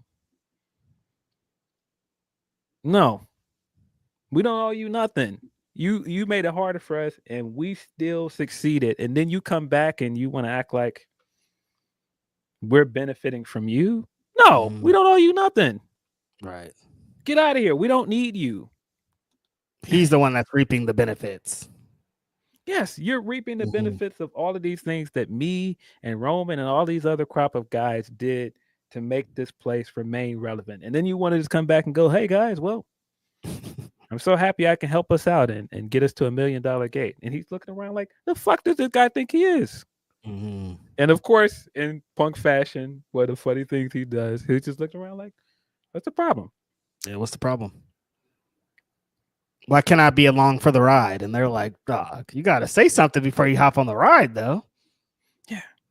And I think the most damning thing after he made all those points and Punk made this metaphor about when you're a pioneer, you take all these arrows to the back. And I was like, but this is exactly what people don't want to hear from you in response to that. It feels ingenuine. Right. And he did have some bars after that. He had some very pointed bars about how, he came back and Rollins has been trying to make himself a victim in a thing that the problem that he created. And he's right. You're running around like, hey, Roman is an issue. He's doing all this stuff because of you. Really good segment. I thought, man, the jabs they threw at each other, the big body blows they threw at each other. Punk had a few very pointed bars at him, but I thought Rollins won this exchange, guys. I think it was Rollins. He needed this one because every time he airs his grievances and then Punk's just like, who cares, dude? I don't even be thinking about you. That weighs on him. But for him to, right before their big match, get one in on him, I think it was important. Yes. Yeah. Then when he came in at the end, it was like, man, I haven't got a chance to say this to you yet, but you are a cancer. And, you don't just deal with cancer. You don't just fight cancer. You cut it out and get rid of it. I am going to get rid of you. You don't belong here. My guy is in his bag. I'm just saying, bro. He's been in his bag since he showed up. Ever since he showed up in Survivor Series, it's like, no. Get this guy the fuck out of here. This is mine. This guy's trying to come and take mine, but this is mine. He's doing a Paul at Temptation. This is mine. You can't take it. Yes. That is one of the most scene is not supposed to be funny, but every time I see it, it's funny to me now. He's just trying to completely get it off, playing piano. And they're like, nah, you've had enough, Paul. Yeah, I'll tell you what I had. I'll tell you when I have enough is a great bit.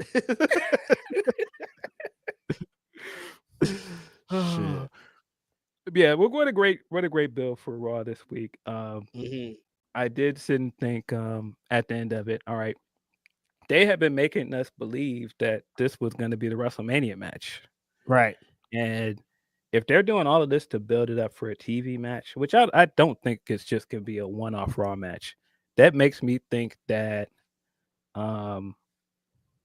this isn't the WrestleMania match. And so It's not going to be the WrestleMania match. I can't believe it is. That makes me think with where this is at, I have to assume that one of these guys is wrestling Roman at WrestleMania. Either it's going to be Punk or Rollins. Right. I think that one of these guys is definitely his opponent. And I feel like the other one is in the world title match against Gunther, right? Yeah. That's what it feels like. That's definitely what it feels like. Mm-hmm. Yeah. Zeno Hour, Punk did call him an industry plant. And with his career, very pointed jab at him. Like I said, Punk got some hits in, but nah. Rollins was cooking him up.